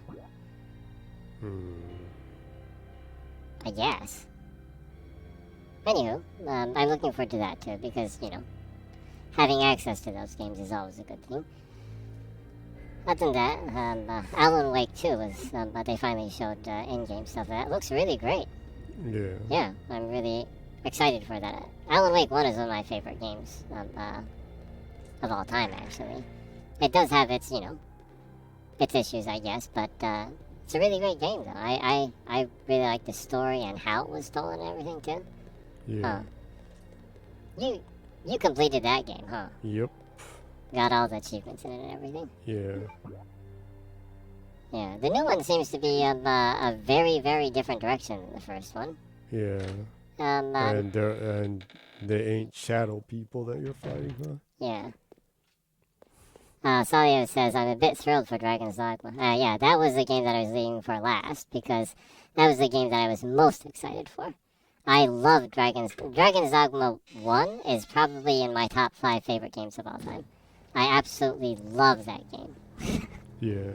It's one of my favorite RPGs of all time. It looks really great, right? I mean, it's probably not the best looking game out there, but it is an open world game. And it's built on the RE engine, so I'm interested in seeing how the RE engine handles like a full open world. Sawyer says, me too. I've sucked like 300 hours in that one.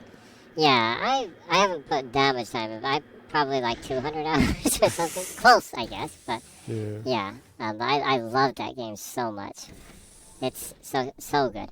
And actually, I really like the story for that too. It's strange. It's Western fantasy, but like the ideology and like the kind of philosophies are kind of more leaning toward almost Zen Buddhism. It has this really interesting approach in the lore of the world. It's really...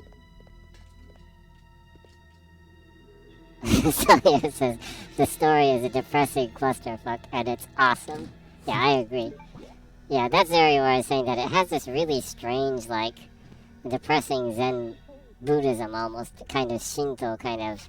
A lot of the mythology and Asian mythology and Japanese mythology is pretty depressing too, so... yeah, I really like that aspect of the story. It's so out there, right? Yeah, I loved it. So, obviously, I'm really excited for the second one. Yeah, not much RPGs get full-on philosophical on you. Yeah. And Celia says, yeah, it's like near, depressing and beautiful. Yeah, I would agree, too. Yeah, that's a very... Yoko Taro is very philosophical with his storytelling, too. And fairly abstract, also. Which I like. I like storytelling that gives room for the person experiencing it to kind of add how they felt about the story, in a sense. And I love storytelling like that when it's done well.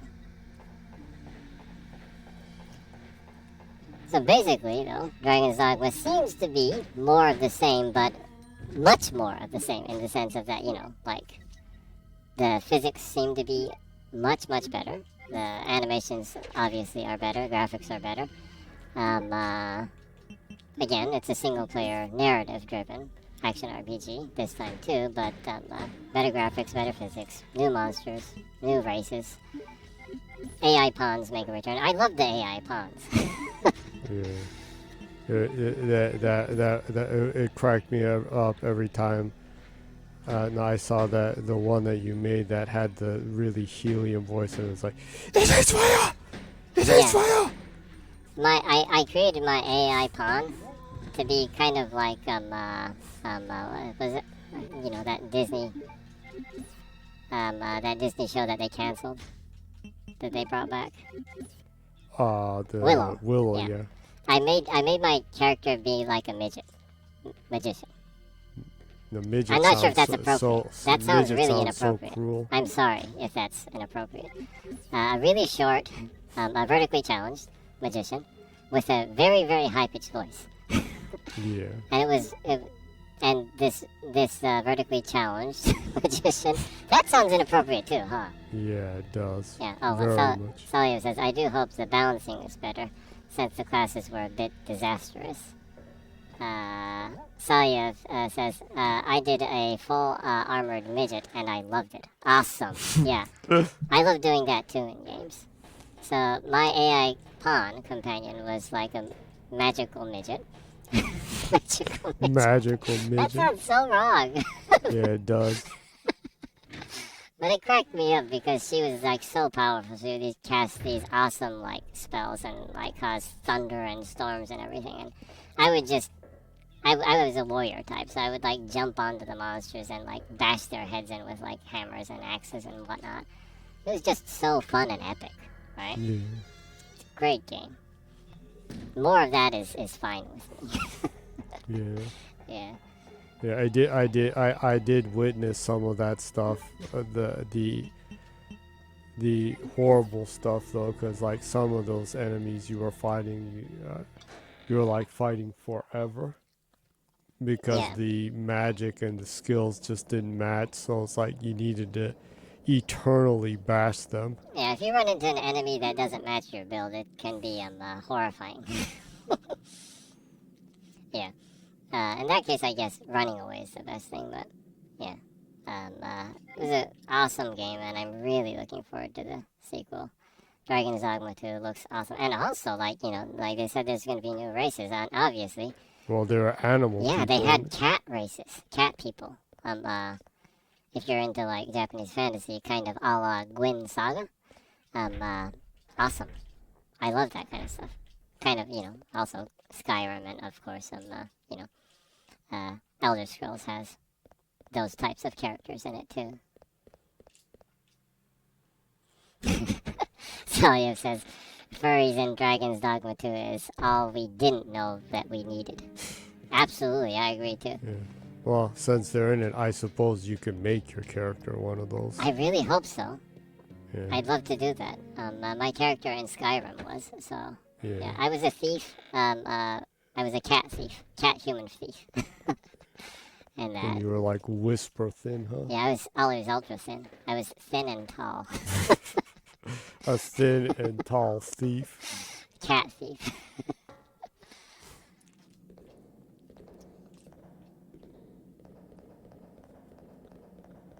Yeah, any game that like has furries in it is a. I think that makes the game better, especially fantasy games. Yeah.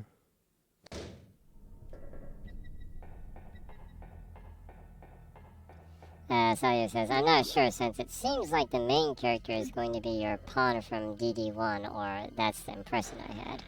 So it might not be possible to make it a cat. Yeah, that might be like that, yeah. Going through the story of Dragon's Dogma 1, that does make sense to start off there in that sense, huh?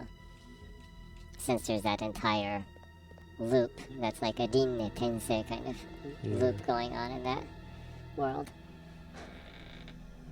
Yeah, there was that thing, yeah. Yeah, if I can't make my character like that, I'll definitely make my pawn like that, though. My new pawn. I'll have a midget cat magician. Midget cat magician. Midget cat Wow. magician. That would be pretty crazy. Yeah, that'll be fun.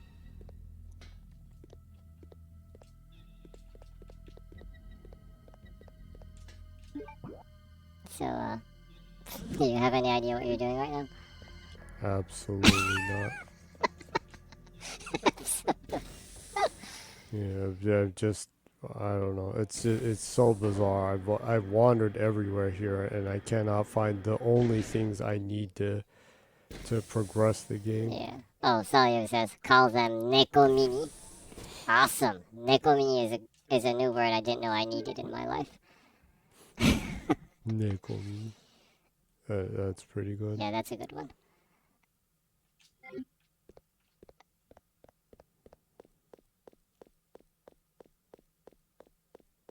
Salia says, want me to help you figure out what to do?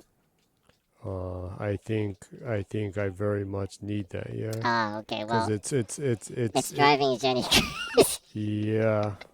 Yeah. I Okay.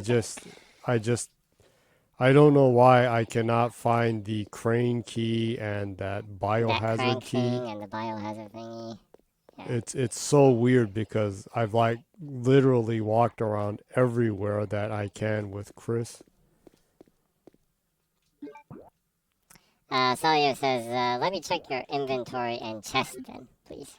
Okay. Okay, well, Jenny will go back to the chest to show you the inventory. Yeah. I don't have those things, and I don't have the thing that I can use the wheel crank for. Yeah. That it says it's not an octagon or like that. Let's see. I have this detonator that I just don't know what to do. I have the wing object, and I have the case. The emblem key I don't need anymore. I have this paperweight. Don't know what exactly that's for. And the octa valve handle. Yeah, that's the thing. Yeah. I guess these are the things I have, but have not found the use for them. Paperweight, octavalve, handle. And those wings, yeah.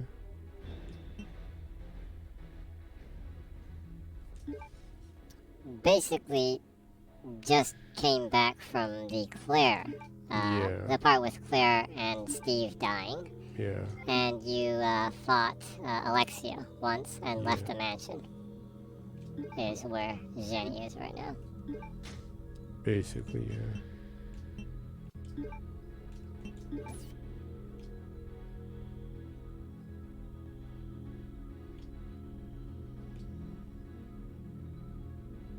Oh, actually, there's a biohazard mark on that, huh?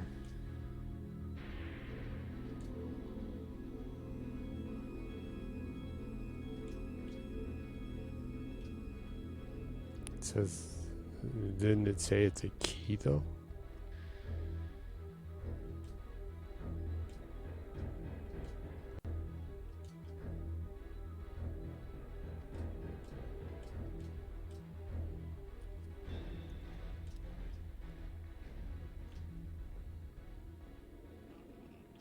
Sawyer says, okay, I think I know what you need to do. Okay. What exactly am I like totally missing? Sawyer says, have you tried turning the power on? I can't because it tells me that I need to. It's this thing right here, and it says I'm missing the socket. And I tried doing this, and it says that it doesn't match. Yeah.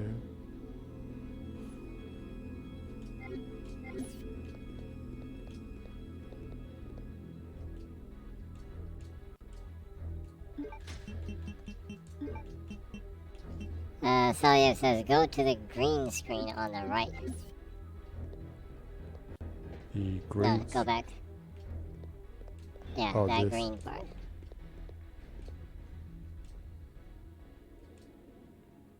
In the shape of what? In the shape of an octagon. So could it be that I needed to use that here? Oh! Man! Wow. That's embarrassing. That is embarrassing.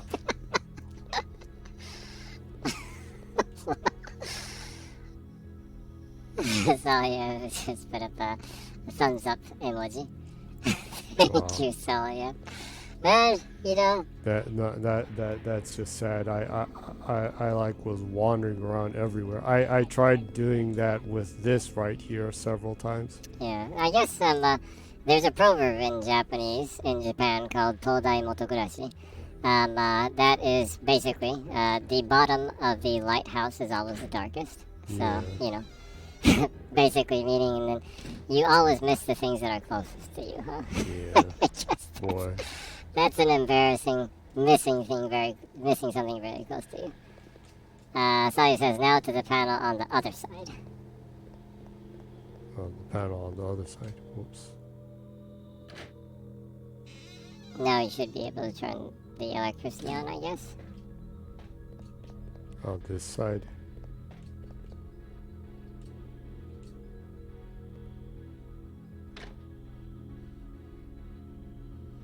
Sawyer says, cause yes, Capcom thought making you do 3 random stuff to turn the power in the same room was actually a puzzle.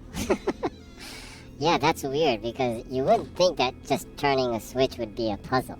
Yeah. So, I guess that was the reason why it stumped Jenny. Wow, I can finally open this door. It almost feels magical. Yeah, it does. It's crazy. Oops.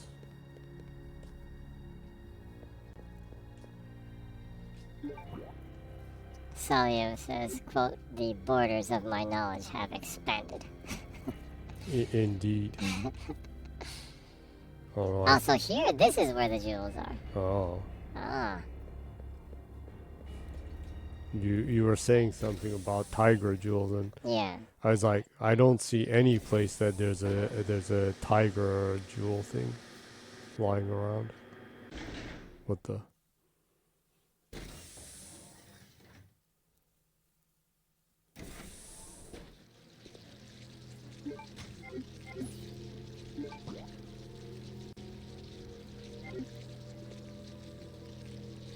Uh-oh. Seems like I need to put some stuff away. Ah. I couldn't pick up those tiger jewels either, so. Yeah, there's a whole frickin' area I couldn't come to. Yeah. Well, Crazy to think that you've, like, you probably missed that one part, like, the last 3 times you played this. yeah, I know. Yeah. Embarrassing. So embarrassing. Well, you learn something new every day, huh? Obviously, yeah.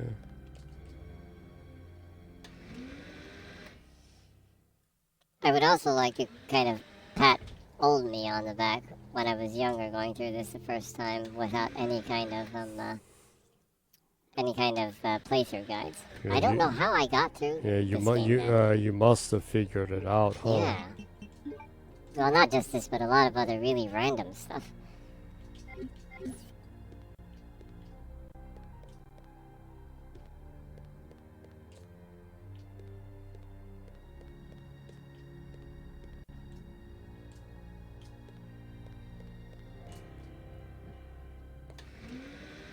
Embarrassing that like 20 some years later, it's just totally lost there. Yeah, I don't know. Maybe it's like modern gaming has spoiled both of us. Maybe. Yeah.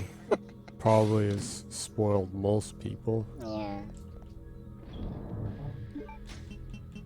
You're always expecting like an arrow pointing in a direction, and then exactly where you need to look, kind of glowing in like a neon color or something. Yeah, Yeah. basically. Went through all that. I probably should save once, huh? Yeah, probably. Save myself the nightmare of like meaninglessly dying.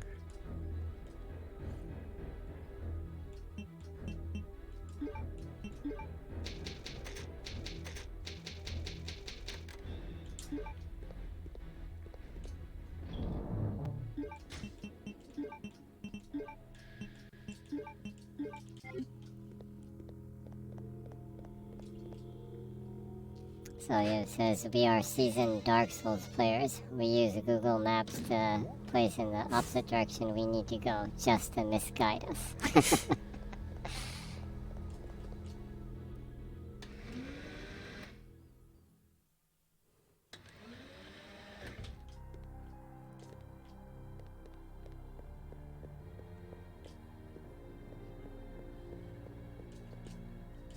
strange though. I think one of the best feelings you can have in a game is when a game feels good to get lost in. I think a game with a good open world, like basically, or a good world in general, like from games, it's kind of cool when you kind of get lost in the world, kind of, huh? Mm-hmm. When you're just walking around randomly and you're like, oh, that's kind of cool, kind of thing Yeah. happening.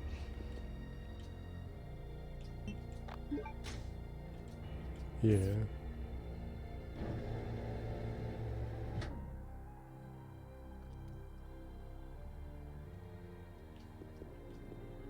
Magnum bolts. Totally don't need those. Yeah.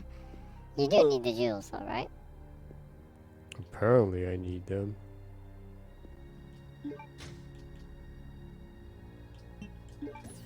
Yeah. You ain't gonna get the Magnum gun, so you probably don't need the bullets. Put the jewel back.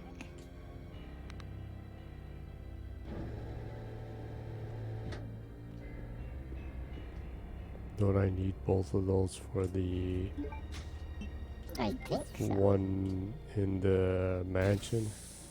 I think so. Is that everything in that area? Oh, there's this elevator that goes down, and I totally haven't even looked in this area, Oh, okay. sadly.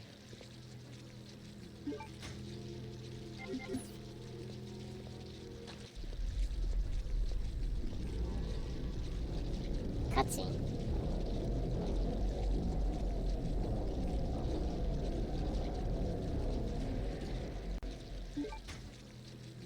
Another winged object. Obviously, I need.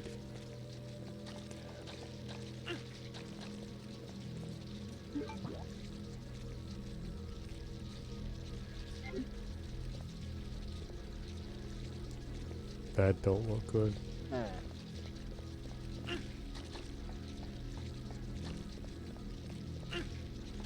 Wow, annoying. It is pretty annoying. Oh. Herbs. Need it because I'm getting pecked at.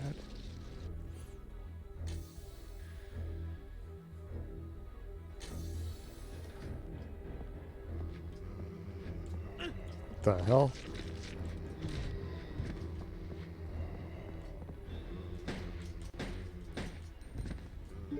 Nice time. What I have two. You have the one that you used to save Claire, huh? The hell?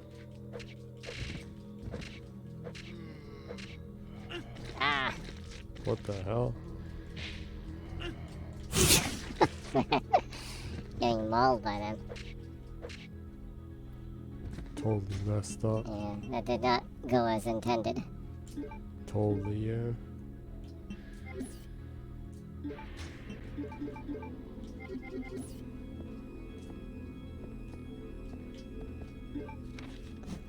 So it says Chris, sweet flesh Redfield. Basically. Yeah.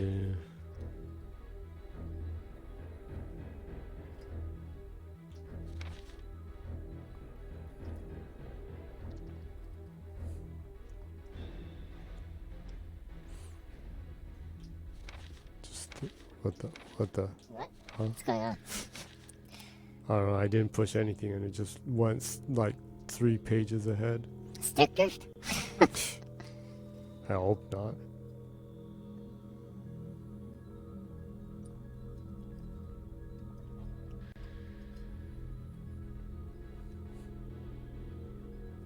Seems like this is more ranting from the now deceased psycho-Nazi.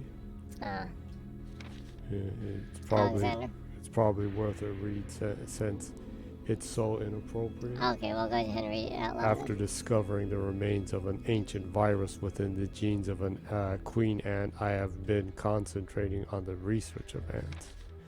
The ecosystem of the ants seems truly ideal to me. There is one queen and in each anthill, and the soldier and worker ants are the queen's slaves. They dedicate their lives to the queen. The death of the queen ant means the doom of the entire anthill. However, the soldiers and worker ants can be easily replaced as long as the queen ant is alive. This is exactly the same relationship between myself and the other ignorant masses. I have succeeded in creating an ideal virus by implementing the queen ant's genes into the mother virus that Spencer found. I used my otherwise useless father as a test subject. However, as I expected, the virus caused a rapid change in his cells, triggering the complete destruction of his brain cells and body flesh. Furthermore, a special type of poison gas was generated inside his body that the blue herb had no effect against. Because of this, I created an antidote in case of an emergency and stored it inside of the weapon chemical warehouse on B2 floor. I have decided to name this virus with unimaginable potential the T Veronica virus, which I found out how I can utilize the power of this wonderful virus. My great research will finally be complete. Alexia Ashford. So arrogant. Salio says Persona 5 plot here. Actually, Persona 5 I own, like, all the Personas on the PlayStation, but I never went through them because I never had a lot of time. I'm actually going through it right now since it was released on Xbox. About one third through the game so far. Yeah, So, you no spoilers there. I am very thoroughly enjoying it right now, though. Yeah, you went a fair amount into 5, huh? Yeah. Yeah, it's really weird, though, because I own all of them on the PlayStation also, but, like, well, I really wish I had more time to game, but I'm very, very limited, and especially now, recently, with how much time I have the game, so. So, it says, in the end, everything is just a dream of Elon Musk. Spoiler! I can't believe you spoiled it for me. I know that that's not true, so that's fine. That would be like the shittiest, like, end of a story, huh? Yeah, in Japan you call like that yume ochi.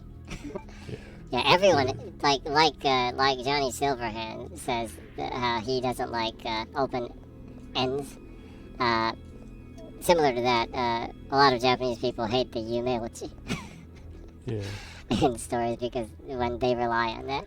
But like a dream end for Elon Musk is like the worst of them all, huh? That's like a nightmare.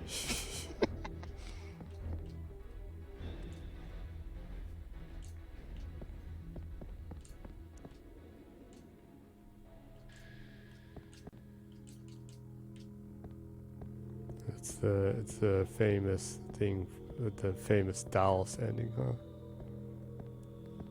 Who killed JR? It was all a dream, kind of thing. Yeah.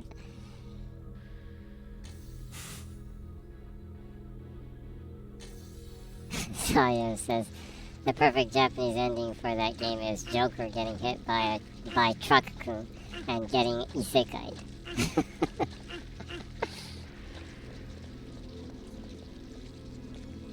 Also, Sayo says, yeah, the Chosen One ending, Chosen One's and dream endings are also a normal thing around here, and it sucks.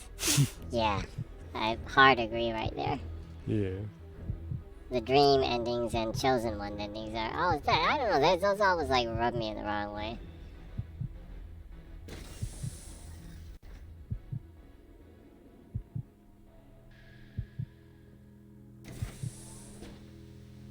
Sawyer says, one of the reasons why I hated Naruto's ending so much. Actually, I kind of like Naruto, but yeah, I understand the Chosen One aspect of that. Yeah, that part, yeah. Especially since it started out with him seeming to be like, you know, a loser in the beginning. But, yeah, but I guess the main themes in that is more about family, so kind of a hard one there. I understand the people that both like and dislike it, I guess.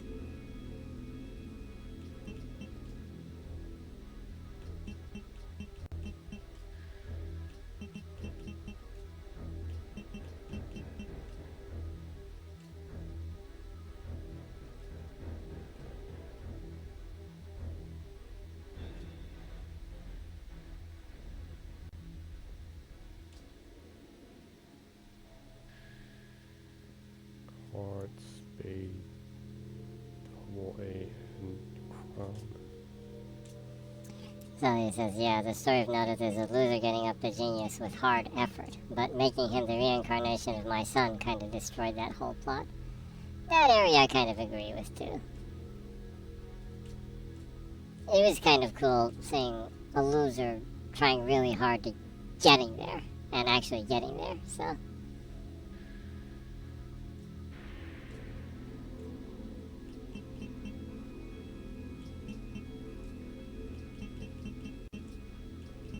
Also, Sawyer says, I mean, if you're the chosen one, destined to fight someone, you can spend all your life in home eating snacks for all you know that they will still come whatever you do. Yeah, there is that too.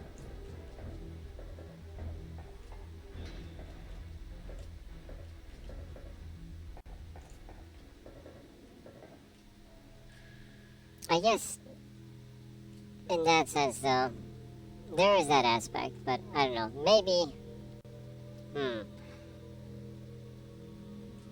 I think probably Kishimoto was more heavily meaning to have it be more, whether you're chosen or not, you still have to put the effort in there and you still need to grind kind of thing.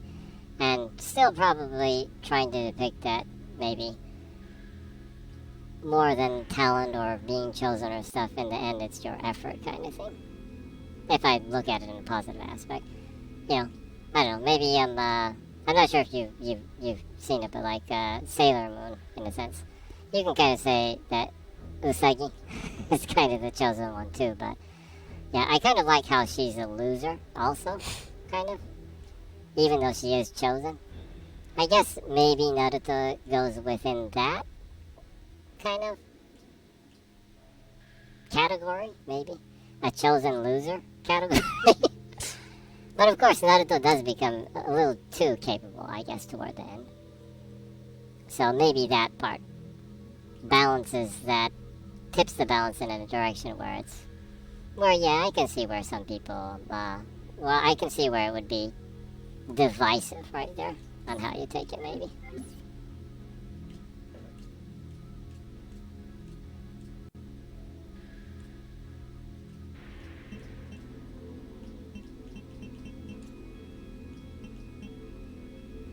Celio says, I think I prefer Slayers, where the protagonist is a mischievous genius.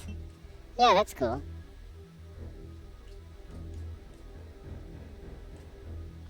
I need to go back and watch that animation. I was watching it back in the day, but it's been such a long time.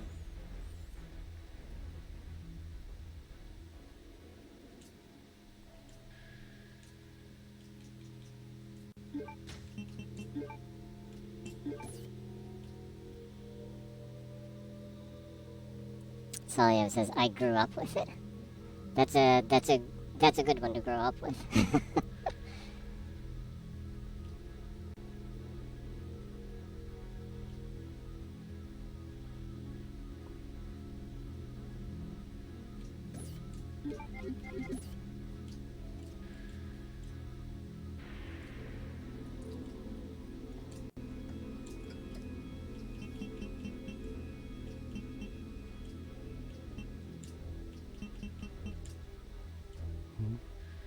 What? It's just it says the design is carved under the name of Alexia. Heart, spade, double A, and crown. And he said there were two sides of a coin. So I was just looking at that and checking this and looking at the opposite side. Mm-hmm. What's the opposite side of the heart? The heart. Look on the other side of the heart. Absolute other side. It's double A. Spade is what? Spade is The crown. a crown.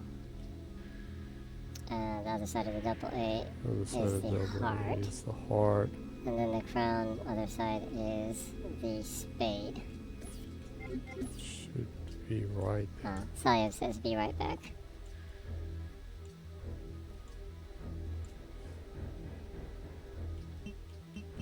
This one's double A. It's crown, heart, then spade. Should be. Fine. Okay.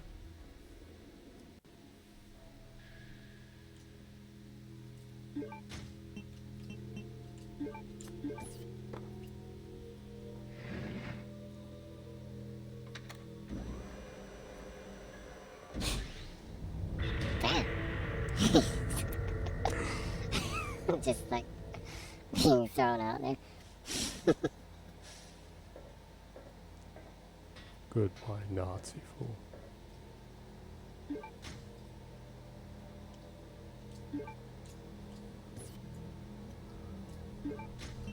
I suppose I need to check it in. Pew.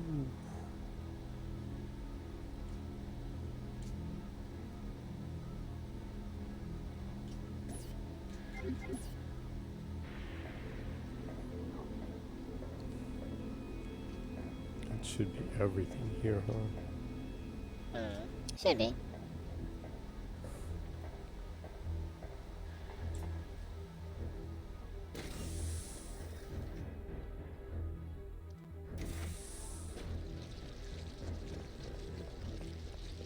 I guess he went in there to try to live forever and failed.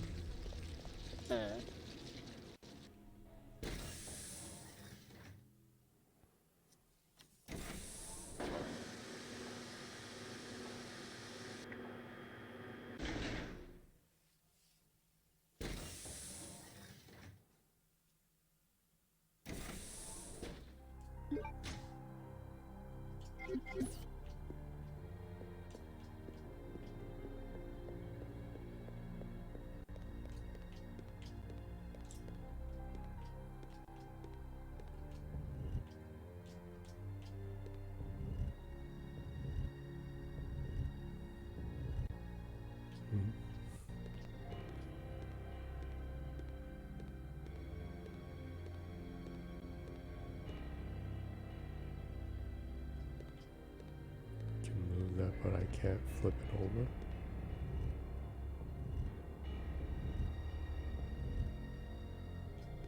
Weird.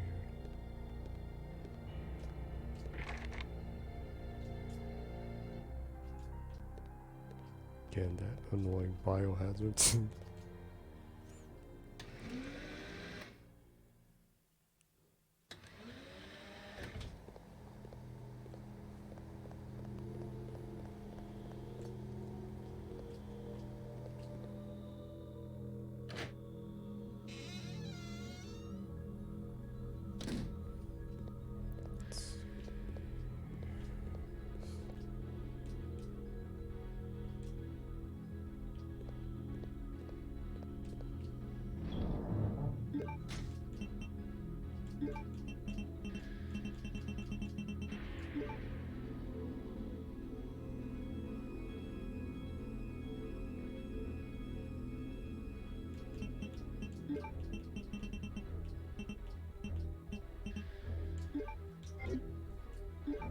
I need to combine this then.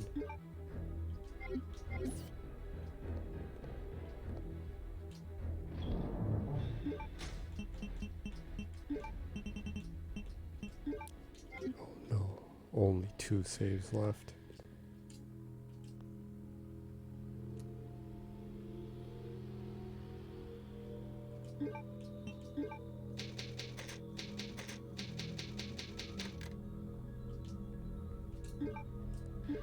So sad to think I was probably supposed to find and do this stuff before I helped Claire, huh? Yeah. Huge bummer. Yeah. Totally fudged that up.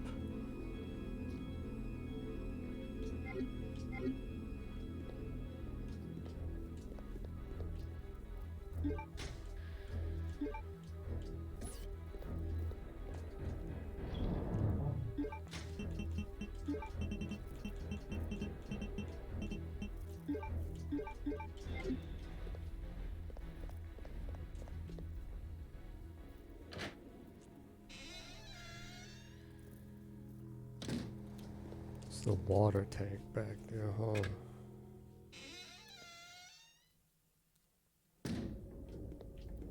Yeah, probably that area.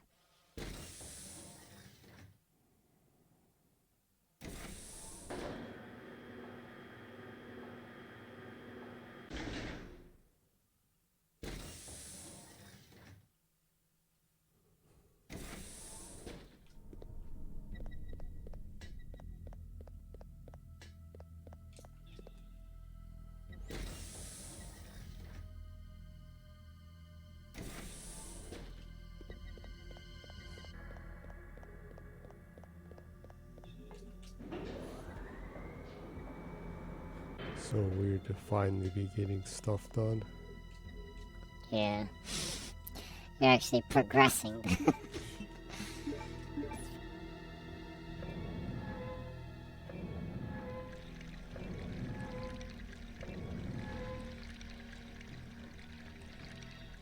Yeah, I was supposed to do this a long A time. long time ago.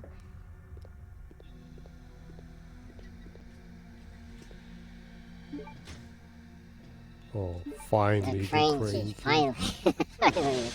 Oh!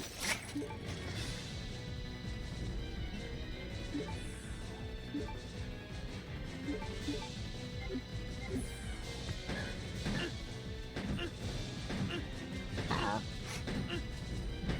You're gonna lose her. No. Well, I just saved. Ah. Yeah, that's what saving's for. Right.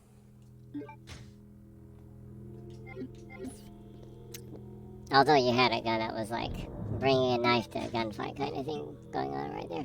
Yeah, totally.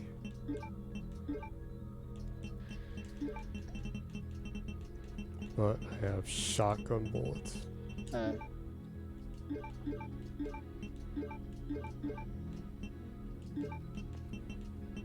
Oh yeah, one of the games that has absolutely nothing to do with the PlayStation Showcase, that there was kind of like a small showcase on itself. The same time as the Alone in the Dark remake or reimagination of it. Oh yeah, they announced that a while ago. Yeah, they showed the trailer for it and explained about the game and stuff. It actually looks really good. The horror elements look really good in it. Seems to have a nice mystery atmosphere to it. Kind of cool, like psycho horror, a detective noir kind of doom jazz vibes and everything. Doom jazz. Yeah. The graphics, they're not the prettiest, but they hold up good enough to I think pull off the story they're trying to tell.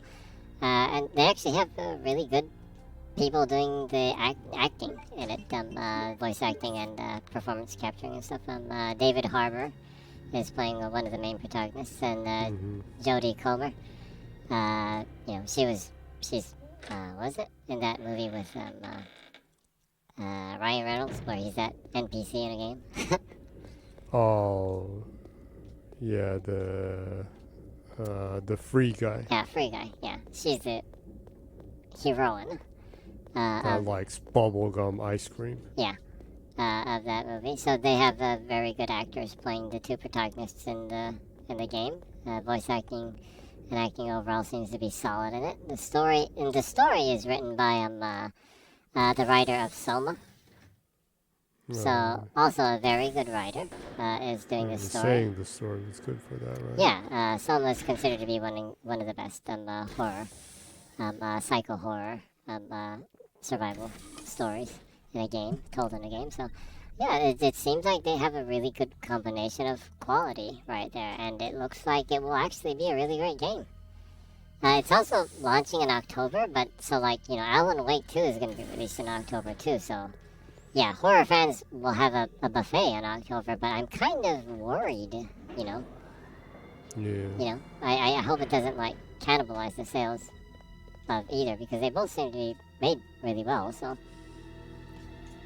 Yeah, because the horror game like fans are somewhat limited, right? Mm-hmm. There is a possibility of cannibalization right there.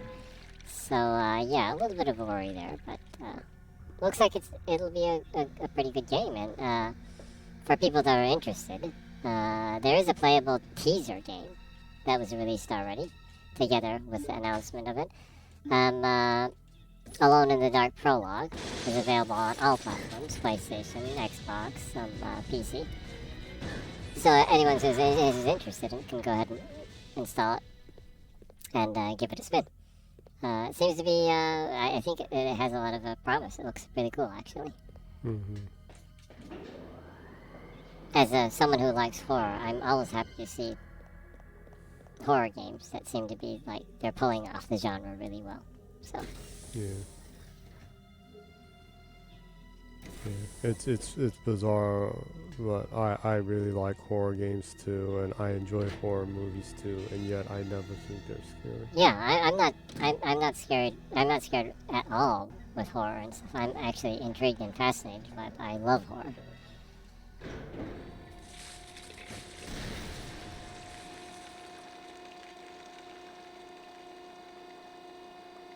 Who could have done this?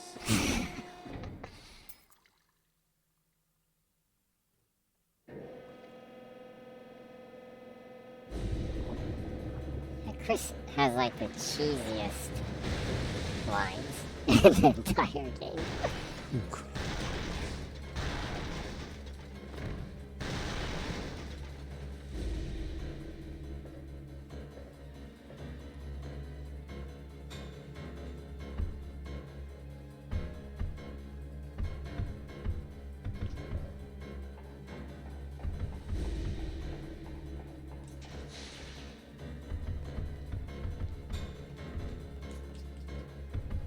Can you totally ignore that?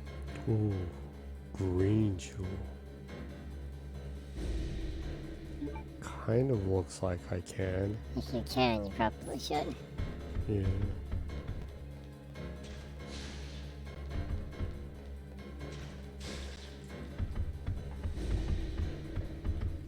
Awesome! That is so great. It's huge and useless. Yeah. Ha.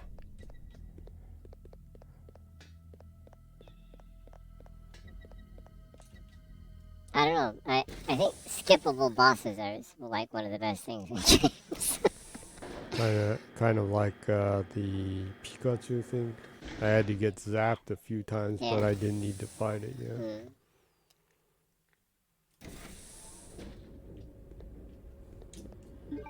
Yeah, I need to look at this and take it off, and I can finally open whatever that is right there.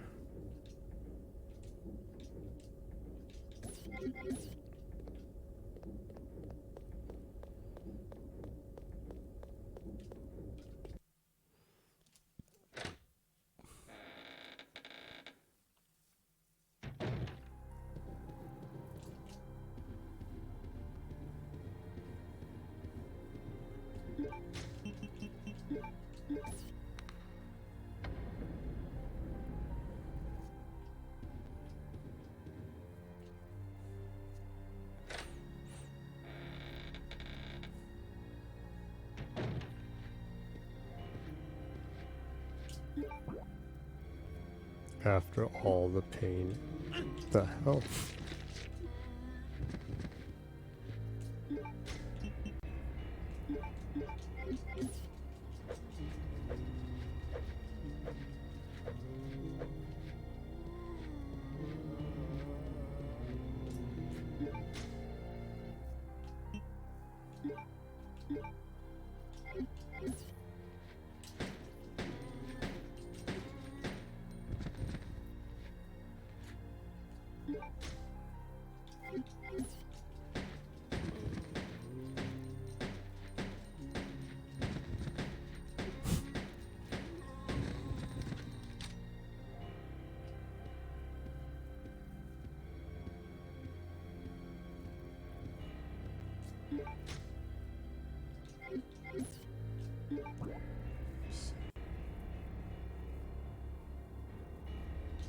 Seem to have went the opposite direction.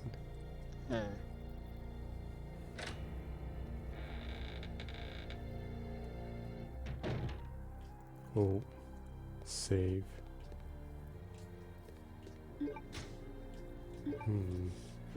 You're 2 hours and 30 minutes into the stream. Might be a place where you might want to end the stream. To end the stream? I don't know. It's going pretty far. I mean, You do have a point there. yeah, like, you probably have a little bit more to go toward the last battle. Yeah, the biohazard. I finally got that biohazard key, huh? Yeah, so if you wanted to finish the game, you'd probably have to still stream for probably at least an hour, maybe? And that would probably be too long. If you progress a little bit, it might be too short next week, maybe. Possibly, I don't know, yeah. maybe. So might be a good place to end around here-ish, maybe? Yeah, although Soliev did say be right back. And if he isn't back by the time we end the stream, my apologies. But yeah, I think this 2.5 hours into the stream, I think this might be, at this save point, might be the best timing to wrap things up, maybe? What you think? It is your stream. Your call. You are right. It is 3 o'clock in the morning in Japan.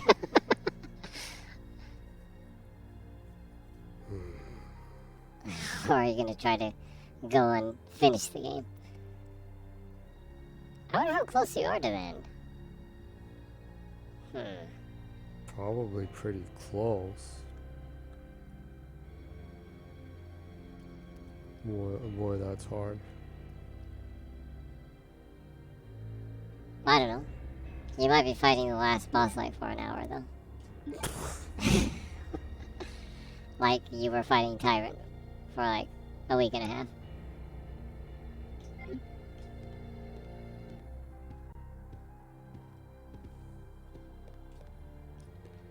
There isn't the, what was it?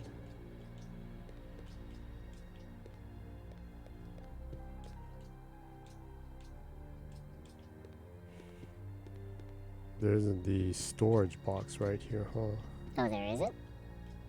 Oh, really? There isn't the magical storage box anywhere? Yeah. Let me just walk into the room next door to here. See if there is. Yeah. No, then it like goes into cutscene.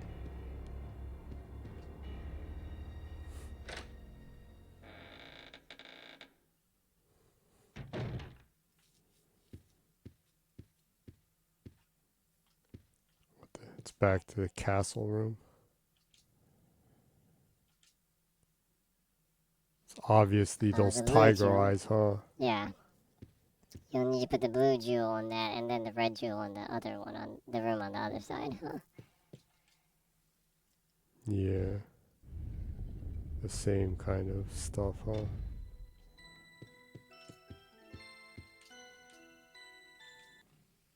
Do you have both of the jewels?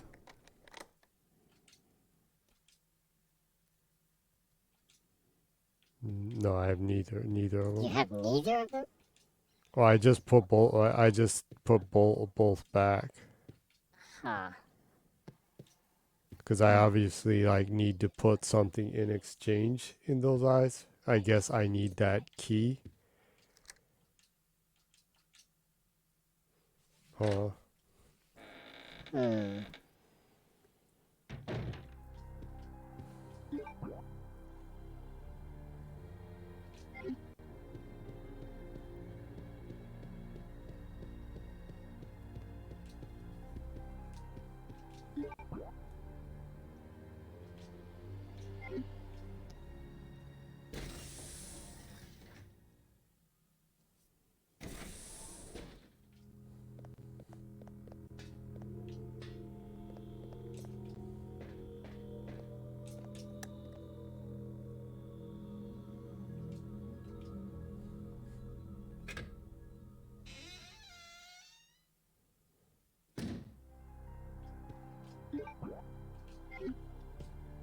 No, it's back over here. Oh, okay.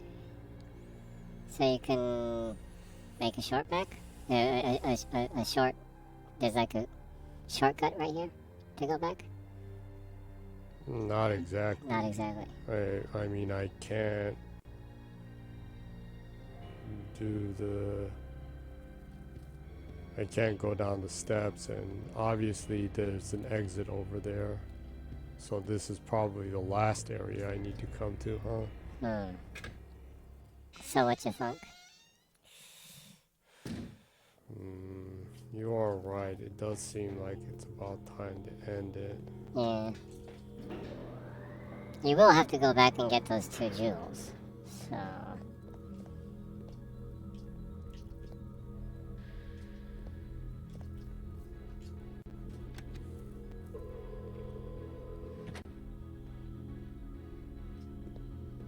Yeah.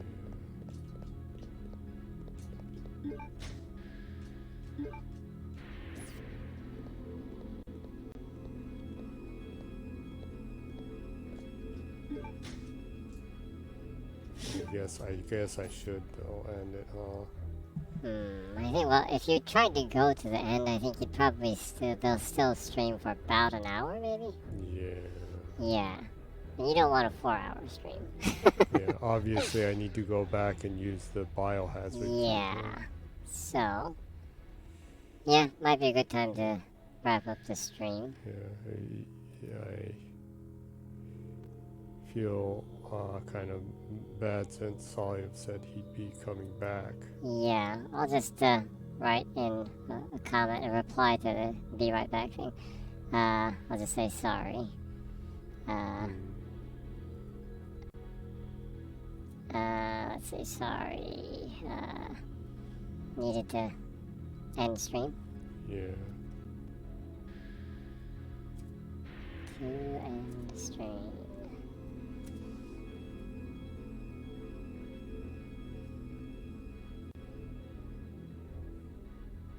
Hope you have a good week.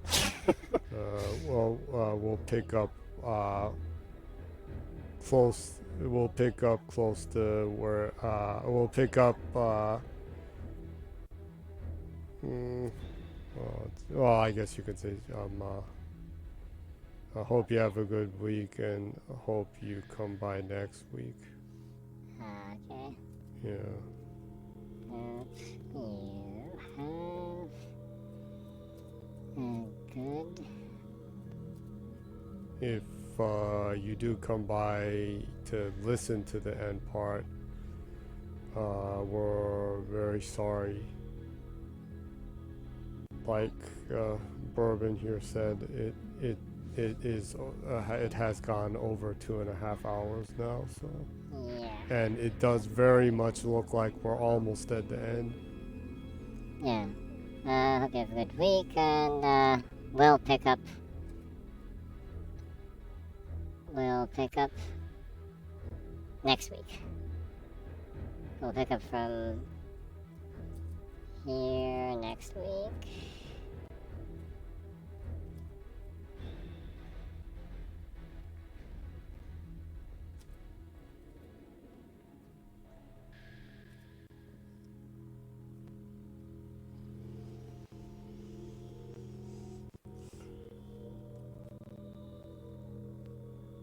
Okay. So, would you like to wrap up the stream then? Well, got lost thanks to the help of Saliev. I was finally able to get through where I was stuck.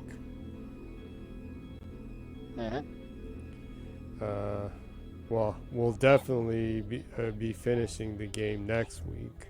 It clearly is at the end right here. But hope anyone who came by this week or who's watching this from the archive on YouTube on some later date will found it amusing enough to come by to see the end of Biohazard, Resident Evil Code Veronica. Yeah, I make that mistake every once in a while. Mm-hmm. Outside of Japan, it's Resident Evil, so.